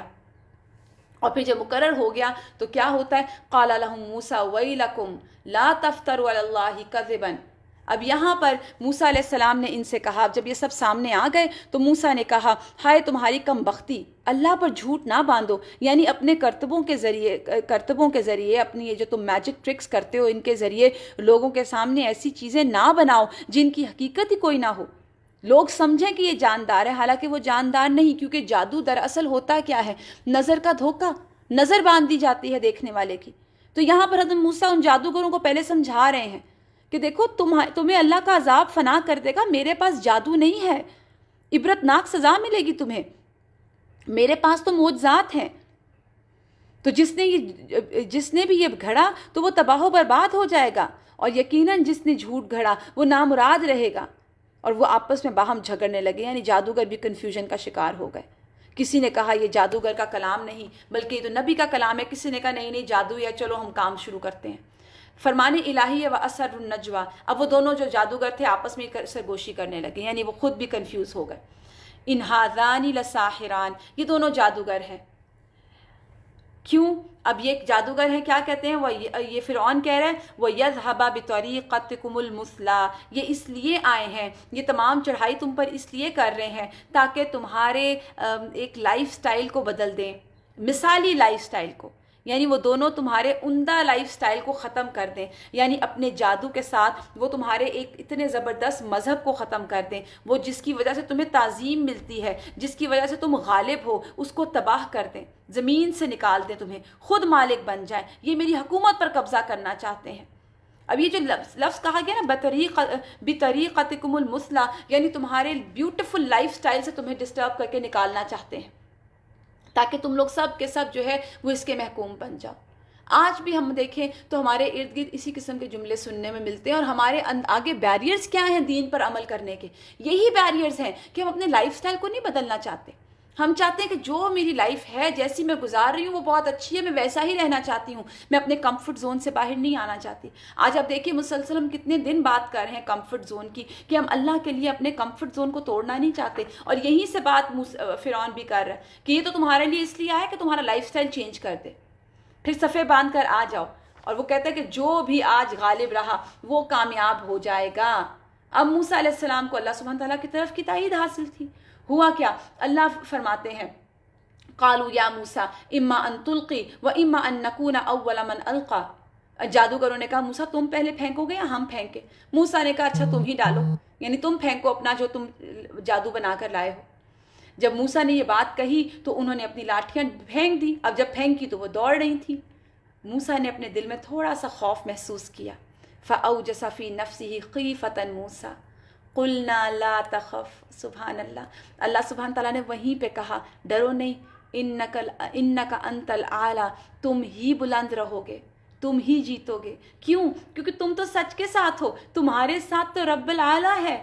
قلنا، ہم نے کہا لا تخف۔ دیکھیے اللہ سبحانہ تعالیٰ کے لیے جب انسان کوئی کوشش کرتا ہے نا، قربانی کرتا ہے، اپنے کمفرٹ زون سے باہر آتا ہے۔ بس حضرت موسیٰ کا کمفرٹ زون تو نہیں تھا نا یہ کہ موسیٰ دربار میں کھڑے ہیں فرعون کی اور باتیں سن رہے ہیں اور تکلیفیں اٹھا رہے ہیں اور لوگ ہنس رہے ہیں ان پہ، لیکن وہ وہیں جمے رہے۔ تو ایسے میں، اور یہاں پر پورا اتنا بڑا گینگ آ گیا جادوگروں کا حضرت موسیٰ کے سامنے، اور وہ حضرت موسیٰ اکیلے ہیں۔ تو خوف تو ایک نیچرل چیز ہے نا، لیکن اللہ سبحانہ تعالیٰ اپنے بندوں کو کبھی نہیں چھوڑتے، کبھی تنہا نہیں چھوڑتے مشکل وقت میں۔ اللہ نے کہا لا تخف۔ اب سوچئے کہ اللہ نے جب یہ کہا ہوگا ڈرو نہیں، ڈالو ڈالو، تو ہمارے ساتھ کوئی ایک ہی ہو نا، کوئی شخص ہمارے ساتھ، کوئی ہمارا کمپینین، وہی کہتے ہیں اچھا نہیں کوئی نہیں، تم فکر نہیں کرو، کر لو، تو ہمارا دل بڑا ہو جاتا ہے۔ کہاں یہ کہ اللہ رب العزت کہے وَأَلْقِ مَا فِي يَمِينِكَ، اب ڈالو تمہارے دائیں ہاتھ میں جو ہے۔ انہوں نے جب پھینکا تو وہ سب کا سب ان کا جادو نکل گیا، سب کا سب ختم ہو گیا۔ انہوں نے جادو کا جو فریب بنایا تھا ختم ہو گیا۔ اللہ فرماتے ہیں وَلَا يُفْلِحُ السَّاحِرُ حَيْثُ أَتَىٰ، جادوگر جہاں سے بھی آئے کامیاب نہیں ہو سکتا، کیونکہ اللہ کے رسول جو حضرت موسیٰ تھے ان کے پاس جادو تھوڑی تھا، ان کے پاس تو معجزہ تھا۔ فَأُلْقِيَ السَّحْرَةُ سُجَّدًا، سارے جادوگر سجدے میں گر گئے۔ قالوا آمنا برب ہارون و موسیٰ، کہتے ہیں ہم ایمان لے آئے موسیٰ پر اور موسیٰ کے رب پر، ہارون اور موسیٰ کے رب پر۔ کیوں؟ کیونکہ دیکھیے وہ جادوگر تھے، اپنے فن کے ماہر تھے، وہ جان گئے تھے یہ جادو نہیں ہے، یہ تو کوئی اور چیز ہے، فوراً گر گئے۔ اب فرعون کو غصہ آ گیا، ایک دم سرکش ہو گیا، اور اس نے کہا کہ میری بات کے مقابلے میں تم اس پر ایمان لے آئے، موسیٰ کے پروردگار پر ایمان لے آئے۔ اور وہ مکمل طور پر چونکہ فرعون جو ہے وہ ناکام ہو گیا تھا، تو اس نے ضد اور ہٹ دھرمی کے بعد میں کہا کہ میں تو تم لوگوں کو نہیں چھوڑوں گا، تم نے اس کی تصدیق کر دی اس سے پہلے کہ میں تمہیں اجازت دیتا۔ اچھا مجھے سمجھ آ گیا یہ تمہارا بڑا ہے، اسی نے تمہیں سمجھایا ہے، انہ لکبیرکم، یہ تمہارا بڑا ہے، لہٰذا میں تمہارے ہاتھ پاؤں دونوں جانب سے کٹوا دوں گا، یعنی مختلف جگہوں سے، ایک رائٹ ہینڈ اور لیفٹ فٹ، لیفٹ ہینڈ یا رائٹ فٹ ہینڈ، اس طرح سے، اور کھجور کے تنوں پر تمہیں سولی چڑھواؤں گا، یعنی تمہارا مسئلہ کروں گا، تمہیں قتل کروں گا، تمہیں ذلیل کروں گا۔ اور آج حضرت ابن عباس کا قول ہے کہ یہ تمام سزائیں آج سے پہلے کسی نے نہیں دی تھی، سب سے پہلے یہ فرعون نے ہی یہ سزائیں شروع کی تھی۔ پھر فرمان الہی ہے اور اس وقت تم یہ جان لو گے ہم میں سے کس کا عذاب زیادہ دیر تک رہنے والا ہے، یعنی تم دعویٰ کرتے ہو کہ میری قوم گمراہ ہے، فرعون کہنے لگا، اور تم موسیٰ علیہ السلام اور ان کی قوم کی ہدایت پر، یعنی موسیٰ علیہ السلام جو ہے ان کی قوم ہدایت پر ہے، لیکن تم جان لو گے کہ عذاب ہوتا کیا ہے، کون مبتلا ہوتا ہے۔ فرعون نے ایسی دھمکیاں دی تو انہیں اپنی جانیں اور اپنی، یہ جب فرعون نے دھمکیاں دی نا تو جادوگروں کو اپنی جان بہت ہی حقیر لگنے لگی، ان کو لگا، انہوں نے کہا ہمارے پاس اب جو دلائل آ گئے ہیں نا، ہم نہیں تجھے ترجیح دینے والے، یعنی ہدایت کے اوپر اب ہمارا جو یقین حاصل ہو گیا، اب ہم ہرگز تیری بات نہیں مانیں گے۔ والذی فطرنا، جس نے ہمیں پیدا کیا۔ اور پھر روشن نشانیاں ان کے سامنے آ گئیں، انہوں نے کہا ہم اپنے اس پیدا کرنے والے پر تجھے ترجیح نہیں دیں گے، جس نے ہمیں عدم سے وجود میں دیا، جس نے ہمیں مٹی سے ہمارا آغاز کیا، ہمیں شکلیں دی، ہمیں ہدایت دی۔ یہ تمام باتیں سب ان کی ذہنوں میں آ گئیں۔ بس تو نے جو کرنا ہے کر لے، جو تیرے بس میں ہے کر سکتا ہے تو کر لے، تیرا تو جو تسلط ہے وہ اس دنیا میں ہے نا، دنیا ختم ہو جائے گی، ہماری رغبت آخرت میں ہے، ہم آخرت میں اللہ کے پاس جانا چاہتے ہیں، ہم تو اپنے رب کی ملاقات کا شوق رکھتے ہیں۔ انا آمنا بربنا، تو فوراً کہتے ہیں اللہ ہم آپ پر ایمان لے آئے۔ لیغفر لنا خطایانا، اے اللہ ہم سے جو بھی گناہ سرزد ہو گئے ان کو معاف کر دے۔ ما اکرہتنا علیہ من السحر، اس جادوگری سے درگزر فرما اے اللہ جس پر اس فرعون نے ہمیں مجبور کیا تھا، یعنی اس جادوگری سے اللہ معاف فرمائے ہمیں جس پر اے فرعون تو نے مجبور کیا۔ حالانکہ یہ اللہ تعالیٰ کی آیات اور اس کے نبی کے معجزات کے خلاف تھا جادو، لیکن پھر بھی ہم نے کیا کیونکہ فرعون تو نے ہمیں سکھایا تھا۔ اننا آمنا بربنا، اب وہ فوراً لے آئے ایمان۔ واللہ خیر و ابقا، جان گئے کہ اللہ بہتر ہے، اللہ ہی ہمیشہ قائم رہنے والا ہے، اللہ باقی رہنے والا ہے، اللہ ہمارے لیے تجھ سے بہتر ہے، وہی ہمیں طاقت دے گا، وہی ہمیں سنبھالے گا، اور اس نے جو آخرت کا وعدہ کیا ہے وہ تیرے وعدے سے کے مقابلے میں کچھ بھی نہیں، وہ بہت پورا کرنے والا ہے اپنے واقعے کو۔ اب ظاہر ہے فرعون یہ باتیں سن کر پیچھے رہ سکتا تھا۔ آتا ہے ابن عباس سے کے قول کے مطابق کہ یہ لوگ جو جادوگر تھے صبح کے وقت جادوگر تھے مگر شام کے وقت شہداء تھے، یعنی شام تک فرعون ان کو شہید کر چکا تھا، صرف کچھ عمل نہیں کیا انہوں نے، لیکن صرف اللہ پر ایمان لائے اور ایمان کی خاطر ان کی جانیں لے لی گئیں، صرف یہ کہنے پہ کہ ہم اپنے رب پر ایمان لے آئے۔ اب فرعون نے جادوگروں کے سامنے پوری ایک اپنی ڈیبیٹ کی اور پھر کہنے لگا انہ من یأتی ربہ مجرما۔ اب یہاں پر اللہ سبحانہ تعالیٰ اس میں جادوگروں نے فرعون کو اللہ سبحانہ تعالیٰ کی طرف سے سزا اور اس کے دائمی عذاب سے ڈرانے اور ابدی ثواب کی طرف رغبت دلاتے ہوئے کہا انہ من یأتی ربہ مجرما، تو یقیناً جو شخص اپنے پروردگار کے پاس گنہگار ہو کر آئے گا۔ کیا مراد ہے اس بات سے؟ یعنی قیامت کے دن جب اللہ سبحانہ تعالیٰ کے پاس آئے گا کوئی شخص اور وہ مجرم کی حالت میں ہوگا، فَإِنَّ لَهُ جَهَنَّمْ، تو اس کے لیے سزا پھر جہنم ہے۔ کیسی جہنم؟ لا يَمُوتُ فِيهَا وَلَا يَحْيَا، اس جہنم میں نہ وہ مرے گا نہ وہ جیے گا۔ اسی میں سورہ الاعلیٰ میں بھی اللہ سبحانہ تعالیٰ فرماتے ہیں نا کہ ثُمَّ لَا يَمُوتُ فِيهَا وَلَا يَحْيَا، وہاں نہ مرے گا نہ وہاں پہ جیے گا۔ یعنی یہاں پر انسان پکار کے وہاں پہ کہیں گے، سورہ زخرف میں آتے ہیں کہ انسان پکار کے کہیں گے کہ اے ہمارے رب ہماری موت کا فیصلہ کر دے۔ امام احمد بن حنبل نے ابو سعید خدری سے روایت کیا ہے کہ رسول اللہ صلی اللہ علیہ وسلم نے اس بارے میں فرمایا کہ اہل دوزخ جو دوزخ ہی میں رہنے والے ہوں گے وہ اس میں نہ مریں گے نہ جئیں گے، البتہ کچھ لوگ ایسے ہوں گے جو اپنے گناہوں کی وجہ سے دوزخ میں جائیں گے، دوزخ کی آگ انہیں مار دے گی، وہ جل کر کوئلہ ہو جائیں گے، تو ان کے بارے میں شفاعت کی اجازت دی جائے گی، یعنی اب اپنی سزا کاٹ چکے تو ان کی شفاعت کی جائے گی۔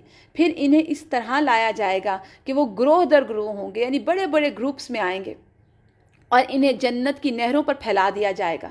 کوئلے ہوں گے نا تو پھیلا دیے جائیں گے، کہا جائے گا اے اہل جنت ان پر پانی ڈالو، ان پر جب پانی ڈالا جائے گا تو وہ اگیں گے، کیسے؟ جیسے سیلاب کی گزرگاہ سے نرم اور نازک سی نباتات اگتی ہیں، یعنی اس طرح لوگ وہاں پہ جل کے ختم ہو جائیں گے۔ ثم لا يموت، اور وہاں پہ موت بھی نہیں ہے۔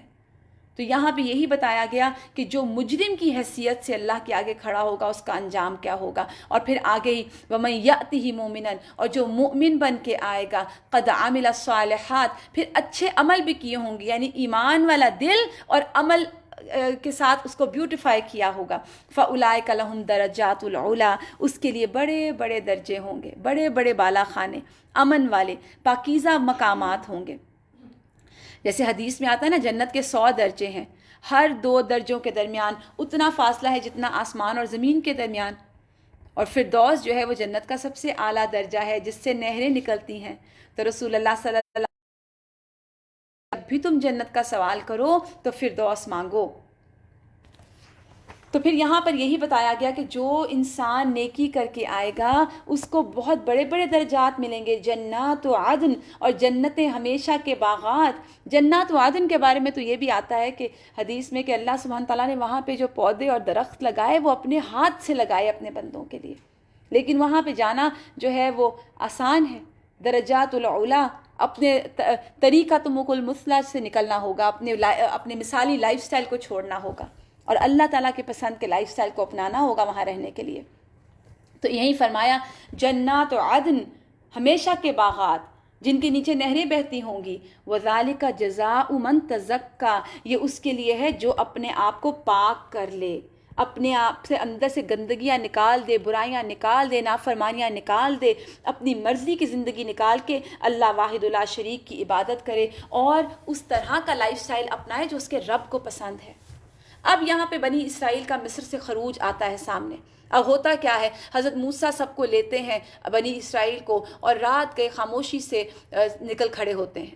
اب کیا ہوا، آگے سمندر، پیچھے فرعون، اب رستہ روک لیا گیا تو کہا گیا حضرت موسیٰ کو فَاضْرِبْ لَهُمْ طَرِيقًا فِي الْبَحْرِ، اب تم لاٹھی مارو، خشک راستہ بنا دو۔ موسیٰ علیہ السلام نے دریا میں لاٹھی ماری اور کہا اللہ کے حکم سے مجھ پر پھٹ جا، تو دریا اللہ کے حکم سے پھٹ گیا۔ قرآن میں آتا ہے کہ ایک دم بڑا پہاڑوں جتنی اس کی لہریں تھیں جو کہ سائڈ پر ہو گئیں، ہر ٹکڑا ایسے ہو گیا گویا بہت بڑا پہاڑ ہے۔ فَاضْرِبْ لَهُمْ طَرِيقًا فِي الْبَحْرِ، اور پھر اس کے بعد جب مارا عصا، بحر پھٹ گیا، یعنی فرعون، اب فرعون پیچھے آیا اور پھر فرعون کو کیا کیا، غرق کر دیا گیا۔ آپ دیکھیے کہ ایک ہی دریا تھا، اس دریا سے حضرت موسیٰ پار کر گئے اور فرعون جو ہے وہ غرق کر دیا گیا۔ پھر اللہ سبحانہ تعالیٰ نے فرمایا فَأَتْبَعَهُمْ فِرْعَوْنُ، فرعون نے ان کو فالو کیا، بِجُنُودِهِ، اکیلا نہیں آیا، اپنے لشکر لے کے آیا، فَغَشْيَهُمْ مِنَ الْيَمِّ مَا غَشْيَهُمْ، اور ڈھانپ لیا اسے جس چیز نے ڈھانپا، یعنی انہیں ڈھانپ لیا جس نے بھی ڈھانپا سے مراد کیا ہے، یعنی دریا کی موجوں نے ڈھانپ لیا۔ فرعون اپنے لشکر کے آگے آگے تھا، ان کو لیڈ کر رہا تھا، اپنے آپ کو سب سے عقل مند سمجھتا تھا، اور جب دریا میں رستہ پھٹا ہوا دیکھا تو ایسی عقل ماری گئی کہ اسی دریا میں اتر گیا، ادھر سے موسیٰ پار کر گیا اور یہ غرق ہو گیا۔ پھر آگے اب یہاں پر موسیٰ علیہ السلام اپنی قوم کو لے کر نکل آئے۔ پھر اللہ سبحانہ تعالیٰ موسیٰ علیہ السلام کی قوم کو اپنی نعمتیں یاد کرواتے ہیں کہ دیکھو اللہ سبحانہ تعالیٰ نے تمہیں کیسے کیسے احسانات کیے بنی اسرائیل پر، فرعون سے نجات دی، تمہیں آنکھوں کی ٹھنڈک بخشی، فرعون کو سارے لشکر سمیت تمہارے سامنے غرق کیا۔ پھر یہ تمام نعمتیں یاد کروا کے پھر اللہ تعالیٰ نے فرعون کی ہلاکت کے بعد موسیٰ اور بنی اسرائیل سے کوہ طور کی جانب وعدہ کیا، یعنی اسی پہاڑ پر کوہ طور پر اللہ سبحانہ تعالیٰ نے موسیٰ سے کلام فرمایا، اسی پر انہوں نے اللہ سبحانہ تعالیٰ سے دیدار کا سوال کیا، اسی پر اللہ نے انہیں تورات عطا فرمائی۔ اب پھر من و سلوہ دیا گیا ان کو اور ان کے اوپر بہت ساری نعمتیں، اور پھر کہا گیا کھاؤ پاکیزہ چیزوں میں سے جو ہم نے رزق دیا ہے تم پر، اور جس پر میرا غضب اترا تو وہ تو تباہ ہو گیا، اور میں بہت زیادہ بخشنے والا ہوں۔ وَإِنِّي لَغَفَّارٌ لِمَن تَابَ وَآمَنَ وَعَمِلَ صَالِحًا، یعنی نعمتوں کو استعمال کرو لیکن نافرمانی نہ کرنا ورنہ غضب کا شکار ہو جاؤ گے۔ حالانکہ میں بہت غفار ہوں، کن کے لیے؟ جو توبہ کرتے ہیں اور پھر اس کے بعد اپنی اصلاح کر لیتے ہیں، یعنی جو پاکیزہ چیزیں ہم نے دی ہیں ان کو کھاؤ۔ اللہ سبحانہ تعالیٰ دیکھیں یہاں پہ بھی پتہ چلتا ہے نا کن لوگوں کو بخشتا ہے، جو توبہ کریں، پھر ایمان لے آئیں، پھر عمل صالح کر لیں، اپنے لائف سٹائل کو بدل لیں، تو پھر گناہ کیسا بھی ہو اللہ بخش دیتا ہے۔ اب موسیٰ علیہ السلام کا اللہ سبحانہ تعالیٰ کے وعدے کے مطابق اوپر کوہ طور پر جانا، اور پیچھے سے کیا ہوا، اللہ تعالیٰ نے موسیٰ علیہ السلام سے 30 راتوں کا وعدہ فرمایا اور پھر اس میں 10 راتوں کا اضافہ کر دیا، اور اس طرح یہ پوری 40 راتیں ہو گئیں جن میں ان کو روزہ رکھنے کا حکم تھا۔ اب موسیٰ علیہ السلام حکم جب وقت آیا تو ملنے کے لیے جلدی جلدی کوہ طور پر چلے گئے۔ بنی اسرائیل کے اوپر جو ہے حفاظت کے لیے اپنے بھائی ہارون کو اپنا نائب مقرر کر کے چھوڑ آئے۔ اللہ سبحانہ تعالیٰ نے فرمایا وَمَا أَعْجَلَكَ عَنْ قَوْمِكَ يَا موسیٰ، اے موسیٰ اتنی جلدی کیا چیز تمہیں لے آئی، اور اے موسیٰ یہ اتنی جلدی تم کیسے آ گئے؟ انہوں نے کہا وہ میرے پیچھے آ رہے ہیں، میں جلدی جلدی آ گیا۔ وَعَجِلْتُ إِلَيْكَ رَبِّي لِتَرْضَىٰ، اے میرے پروردگار میں نے تیری طرف آنے کی جلدی اس لیے کی تاکہ تو خوش ہو جائے، یعنی تو مجھ سے زیادہ خوش ہو جائے۔ قال فإن قد فتنا قومك من بعدك وأضلهم سامری، ہم نے تمہاری قوم کو آزمائش میں ڈال دیا موسیٰ، یعنی تمہارے پیچھے سے سامری نے تمہاری قوم کو بھٹکا دیا ہے، تمہاری قوم کو بہکا دیا ہے، اور وہ قوم جو ہے وہ اب کیا کر رہی ہے؟ بچھڑے کی پوجا کرنے لگ گئی۔ موسیٰ علیہ السلام نے جب یہ سنا تو موسیٰ علیہ السلام بہت زیادہ غصے میں آ گئے۔ اب یہ تو جلدی جلدی آ گئے تھے اللہ سبحانہ تعالیٰ سے ملاقات کے لیے، لیکن ہوا کیا؟ سامری نے گمراہ کر دیا۔ موسیٰ سخت غصے کی حالت میں واپس پلٹے۔ اس نے کہا کہ اللہ نے آپ سے اچھے وعدے نہیں کیے تھے؟ اپنی قوم سے پوچھا حضرت موسیٰ نے، کیا ہم تمہیں دن لگ گئے، یا تم پر اللہ کا غضب اپنے اوپر تم لانا چاہتے تھے؟ تم نے مجھ سے وعدہ خلافی کی۔ وہ کہتے ہیں کہ ہم نے وعدہ خلافی نہیں کی، اصل میں ہم زیورات سے بہت لد گئے تھے۔ یہ کہتے ہیں واپسی پہ جب یہ نکلے تو بنی اسرائیل کے بہت سارے زیورات جو انہوں نے ادھار لیے ہوئے تھے لے کر آ گئے۔ اب جب اتنا چلنا پڑا، اتنی ٹریولنگ ہوئی تو یہ تھک گئے، انہوں نے پھینک دیا اس کو۔ اسی طرح سامری نے بھی کچھ پکڑ لیے وہاں سے زیور، ان کے اوپر کچھ ڈالا، ایک بچھڑے کی مورت بنا دی، اس میں سے بیل کی آواز نکلتی تھی، لوگ پکارنے لگ گئے یہ تمہارا خدا ہے، یہ تو موسیٰ کا بھی خدا ہے۔ موسیٰ اسے بھول گیا۔ آپ دیکھیں کیسی قوم تھی نا، اللہ سبحانہ تعالیٰ نے کس طرح ان کو نجات دی، اور انہوں نے کیا کیا؟ کیا وہ دیکھتے نہیں تھے کہ وہ ان سے بات نہیں کرتا تھا، ان کی بات کا جواب نہیں دیتا تھا، ان کے نفع نقصان کا مالک نہیں تھا؟ تو یہاں پہ ہارون علیہ السلام موسیٰ کے آنے سے پہلے ہی ان سے کہہ چکے تھے کہ لوگوں میری پیروی کرو، میری بات مانو، مگر انہوں نے کہہ دیا ہم تو پرستش کرتے رہیں گے جب تک موسیٰ واپس نہ آ جائے۔ موسیٰ بھول گیا وہاں جا کے ہمیں۔ موسیٰ علیہ السلام قوم کو ڈانٹنے کے بعد اپنے بھائی کی طرف پلٹے، اور بھائی پکڑ لی، داڑھی پکڑ کے کھینچا کہ میں آپ کو یہاں کھڑا کر کے گیا تھا، میں آپ کو ذمہ داری دے کے گیا تھا، یہ آپ نے کیا کیا؟ حضرت ہارون ہے وہ کہتے ہیں کہ اے میرے بھائی، اے میری ماں کے بیٹے، میری داڑھی نہ پکڑ، میرے سر کے بال نہ کھینچ۔ مجھے اس بات کا ڈر تھا کہ کہیں یہ نہ ہو کہ بنی اسرائیل میں پھوٹ پڑ جائے اور آپ آ کے کہیں کہ آپ نے پھوٹ ڈال دی۔ موسیٰ علیہ السلام نے سامری سے بات کی کہ سامری تیرا کیا معاملہ ہے؟ اس نے جواب دیا میں نے تو کچھ بھی نہیں کیا، میں نے رسول کے نقش قدم سے ایک مٹھی اٹھائی اور میں نے اس کو ڈال دیا، میرے نفس نے مجھے ایسا ہی سجھایا۔ تفسیر ابن کثیر میں آتا ہے کہ جبرائیل کو آتے دیکھا تھا جب وہ فرعون کو عذاب لے کر آ رہے تھے، تو اس نے جب دیکھا اس نے ان کے گھوڑے کے نیچے سے کچھ مٹھی اٹھا لی، اور وہ لا کے اس نے اس زیور کے اوپر ڈال کے تو ایک بچڑا بنا دیا، اور اس بچڑے کی لوگ پوجا کرنے لگے۔ موسیٰ نے کہا اچھا تو جا، اب زندگی بھر تو پکارتا رہے گا لا مساس، ٹچ می ناٹ، اور دیکھ اپنے اس خدا کو جس پر تو ریجھا ہوا تھا، یعنی یہ جو تو نے بیل بنایا ہے نا، یہ جو بچڑا ہے، اب اس کو دیکھ، ہم اسے جلا دیں گے، ریزہ ریزہ کر کے دریا میں بہا دیں گے، لوگوں تمہارا خدا تو بس ایک اللہ ہے۔ اب اللہ نے کتنا کچھ عطا کیا، من و سلوہ آ رہا ہے، دریا سے بچ کے نکل رہے ہیں، فرعون سے نجات مل رہی ہے، نبی آ رہا ہے، کتاب مل رہی ہے، لیکن پیچھے سے فوراً ہی بچڑا بنا لیا، فوراً شرک کرنے لگ گئے۔ اور یہاں پر پھر کہا کہ ہم لوگوں تمہارا خدا تو بس ایک ہی خدا ہے جس کے سوا کوئی خدا نہیں، ہر چیز پر اس کا علم حاوی ہے۔ من اعرض عنہ فإنہ یحمل یوم القیامت وزرا۔ اب یہ بہت امپورٹنٹ بات ہے کہ اے نبی صلی اللہ علیہ وآلہ وسلم، یہ اس طرح آپ کو پچھلی خبریں جو سنائی جا رہی ہیں ان کے پیچھے مقصد ہے، اور ہم نے خاص اپنے ہاں سے تم کو ایک ذکر عطا کیا، درس نصیحت عطا کیا، وہ کیا ہے؟ قرآن۔ اور جو کوئی اس قرآن سے منہ موڑے گا وہ قیامت کے روز سخت بوجھ اٹھائے گا۔ خالدین فیہ وساء لہم یوم القیامت حملا، اور ایسے سب لوگ ہمیشہ کے لیے وبال میں گرفتار رہیں گے، اور قیامت کے دن ان کے لیے اس جرم کی ذمہ داری یعنی اس کا بوجھ بڑا تکلیف دہ بوجھ ہوگا۔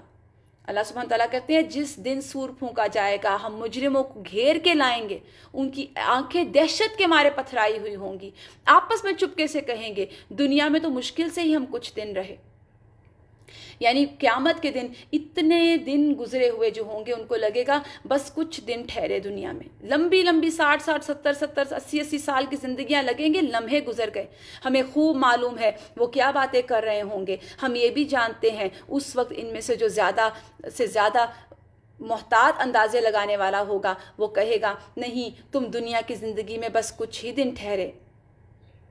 اور پھر لوگ قیامت کے بارے میں پوچھتے ہیں کہ پہاڑوں کا کیا ہوگا، پھر پہاڑ چلا دیے جائیں گے، اور اسی طرح اس صورت میں پھر یہ باتیں کرتے ہوئے اللہ سبحانہ تعالیٰ آگے فرماتے ہیں وہ قیامت کے دن ہوگا کیا یومئذ یتبعون الداعی لا عوج لہ وخشیت الاصوات للرحمن فلا تسمع الا ہمسا۔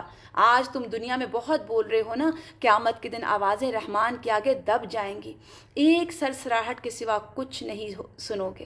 اس روز سفارش کام نہیں آئے گی الا یہ کہ رحمان کسی کو اجازت دے دے، وہ کسی کی بات سننا پسند کرے۔ وہ لوگوں کا اگلا پچھلا سب کچھ جانتا ہے اور دوسروں کو اس کا پورا علم ہے ہی نہیں، یعنی علم کے بنا پر اللہ فیصلہ کرتا ہے۔ لوگوں کے سر اس الحی القیوم کے سامنے دب جائیں گے، اور جو نیک عمل کر کے لائے گا وَهُوَ مُؤْمِنٌ، اور وہ مومن ہوگا، وَلَا يَخَافُ ظُلْمًا وَلَا حَظْمًا، اور نہ اس کو کوئی حق تلفی کا خطرہ ہوگا۔ اس شخص کو جو نیک عمل کرے گا اور ساتھ وہ مومن بھی ہو، اس پر ظلم نہیں کیا جائے گا۔ اللہ سبحانہ تعالیٰ کہتے ہیں وَكَذَلِكَ أَنزَلْنَاهُ قُرْآنًا عَرَبِيًّا، اور اس طرح ہم نے قرآن عربی بنا کر اس کو نازل کیا، اور اس میں طرح طرح کی تنبیہات ہیں، شاید کہ لوگ کجروی سے بچیں یا ان میں کچھ ہوش کے ناخن لیں۔ فَتَعَالَى اللَّهُ الْمَلِكُ الْحَقُّ، تو یہ ہے اللہ حق، بادشاہ حقیقی۔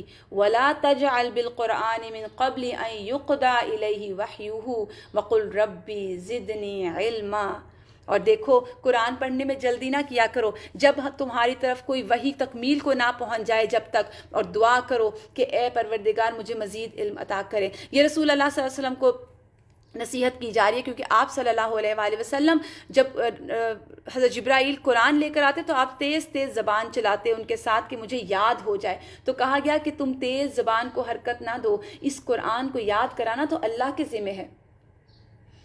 وَلَقَدْ عَهِدْنَا إِلَىٰ آدَمَ مِن قَبْلُ فَنَسِيَ وَلَمْ نَجِدْ لَهُ عَزْمًا، اور پھر اس کے بعد آدم علیہ السلام اور شیطان کا واقعہ آتا ہے، ابلیس کا، جو کہ ہم پہلے پڑھ چکے ہیں، لیکن ایک تھوڑا جانے سے پہلے میں آپ سے ایک آیت شیئر کرنا چاہوں گی جو کہ بہت امپورٹنٹ آیت ہے اور کنکلوژن ہے اس سورت کا، کہ جب اللہ سبحانہ تعالیٰ نے سب کو نیچے اتار دیا، شیطان کو بھی اور آدم علیہ السلام کو بھی، اور اللہ سبحانہ تعالیٰ نے کہا فَإِمَّا يَأْتِيَنَّكُم مِّنِّي هُدًى، تو جب تمہیں میری طرف سے کوئی ہدایت آئے گی، فَمَن تَبِعَ هُدَايَ، تو جو میری ہدایت کی پیروی کرے گا یعنی قرآن کی، فَلَا يَضِلُّ وَلَا يَشْقَى، نہ وہ بھٹکے گا نہ وہ بدبخت ہوگا۔ اور آگے تو بہت ہی سخت طریقے سے اللہ سبحانہ تعالیٰ نے سمجھایا وَمَنْ أَعْرَضَ عَنْ ذِكْرِي، اور جو اعراض برتے گا میرے ذکر سے فَإِنَّ لَهُ مَعِيشَةً ضَنْكًا، تو اس کے لیے ہم دنیا کی زندگی تنگ کر دیں گے، دنیا میں زندگی تنگ ہوگی، یعنی سب کچھ ہوتے ہوئے بھی کمی کا احساس ہوگا۔ آج اب دیکھیے ہمارا یہی حال ہے نا، اور وجہ کیا ہے؟ أَعْرَضَ عَنْ ذِكْرِي، اللہ کا ذکر سے غفلت۔ وہ اللہ سبحانہ تعالیٰ کہتے ہیں وَنَحْشُرُهُ يَوْمَ الْقِيَامَةِ أَعْمَى، قیامت کے دن ہم ایسے شخص کو اندھا اٹھائیں گے۔ کون سا شخص؟ جو اللہ کے ذکر سے اعراض برتے گا، یعنی اللہ کو یاد نہیں کرے گا، اللہ کا ذکر نہیں کرے گا۔ اب وہ کسی طرح بھی ہو سکتا ہے، اللہ کی یاد، اللہ کے طریقے کے مطابق جینا، اللہ کی اطاعت، اللہ کی فرما برداری، قرآن، ہر چیز اللہ کا ذکر ہے۔ وہ شخص کہے گا رب لما حشرتنی اعمی، اللہ مجھے اندھا کیوں اٹھایا، کنت بصیرا، میں تو دنیا میں دیکھتا تھا۔ اللہ کہے گا قال کذالک آتتک آیاتنا فنسیتها، جو تو نے میری آیات کے ساتھ کیا ان کو بھلا رکھا تھا نا، آج تو بھی بھلایا جا رہا ہے۔ وکذالک اليوم تنسى، آج تو بھی بھلا دیا گیا، یعنی جس طرح میری آیات تیرے پاس آئی تھیں تو نے ان کو اگنور کیا، تو نے ان پر عمل نہیں کیا، تو نے ان کو امپورٹنس نہیں دی، تو نے اس کو لیس امپورٹنٹ سمجھا، ان کو فارغ وقت کا مشغلہ سمجھا۔ آج ہمارا حال تو یہی ہے نا، قال کذالک آتتک آیاتنا، میری آیات۔ اب دیکھیے آیات کس کی ہیں، کلام کس کی ہے؟ اللہ رب العزت کی۔ اللہ سبحانہ تعالیٰ، آج ہم نے تعارف پڑھا نا شروع میں، فنسیتہا، تو بھول گیا اس کو، اسی طرح آج تو بھی اندھا اٹھایا جا رہا ہے۔ اللہ بھلا دیں گے ایسے شخص کو۔ وَكَذَلِكَ نَجْزِي، اسی طرح ہم جزا دیتے ہیں، من اسرف ومن لم يؤمن بآیات ربہ، ہم حد سے گزرنے والے کو اور اپنے رب کی آیات کو نہ ماننے والے کو دنیا میں بدلہ دیتے ہیں۔ وَلَعَذَابُ الْآخِرَةُ أَشَدُّ وَأَبْقَىٰ، اور اللہ کا آخرت کا عذاب زیادہ سخت اور دیر پا ہے۔ بس یہیں تک انشاءاللہ ہم کریں گے۔ اللہ سبحانہ تعالیٰ سے دعا ہے کہ اللہ سبحانہ تعالیٰ ہمیں سچے معنی میں قرآن پڑھنے کی، نماز صحیح طریقے پر ادا کرنے کی اور اللہ سے تعلق قائم کرنے کی توفیق عطا فرمائے۔ اللہ سبحانہ تعالیٰ ہمارا ایسا تعلق اپنے ساتھ بنائے جو اللہ کو مطلوب ہے ہم سے، جس سے اللہ راضی ہوتے ہیں، جو اللہ کو خوش کرنے والا ہے۔ اور ایسے موقع میں، ایسے سخت حالات میں جو آپ نے، جیسے پھر واپس ہم چلیں گے شروع کی طرف کہ میں نے آپ کو بتایا نا کہ سورۃ طٰہٰ وہ اس وقت میں نازل ہوئی جب ہجرت حبشہ کی گئی، سخت مشکل اور اذیت کا دور، اور ایسے وقت میں جب موسیٰ علیہ السلام کا یہ واقعہ سنایا گیا ہوگا اور بتایا گیا ہوگا کہ دیکھیں ان کی قوم نے ان کے ساتھ کیا کیا، ان کا مقابلہ کس کے ساتھ تھا، تو رسول اللہ صلی اللہ علیہ وسلم کا کس طرح دل بند کیا ہوگا۔ سبحان ربک رب العزت عما یصفون وسلام علی المرسلین والحمد للہ رب العالمین۔ سبحانک اللہم وبحمدک نشہد ان لا الہ الا انت نستغفرک ونتوب الیک۔ السلام علیکم ورحمۃ اللہ وبرکاتہ۔ جزاکم اللہ خیرا کثیرا۔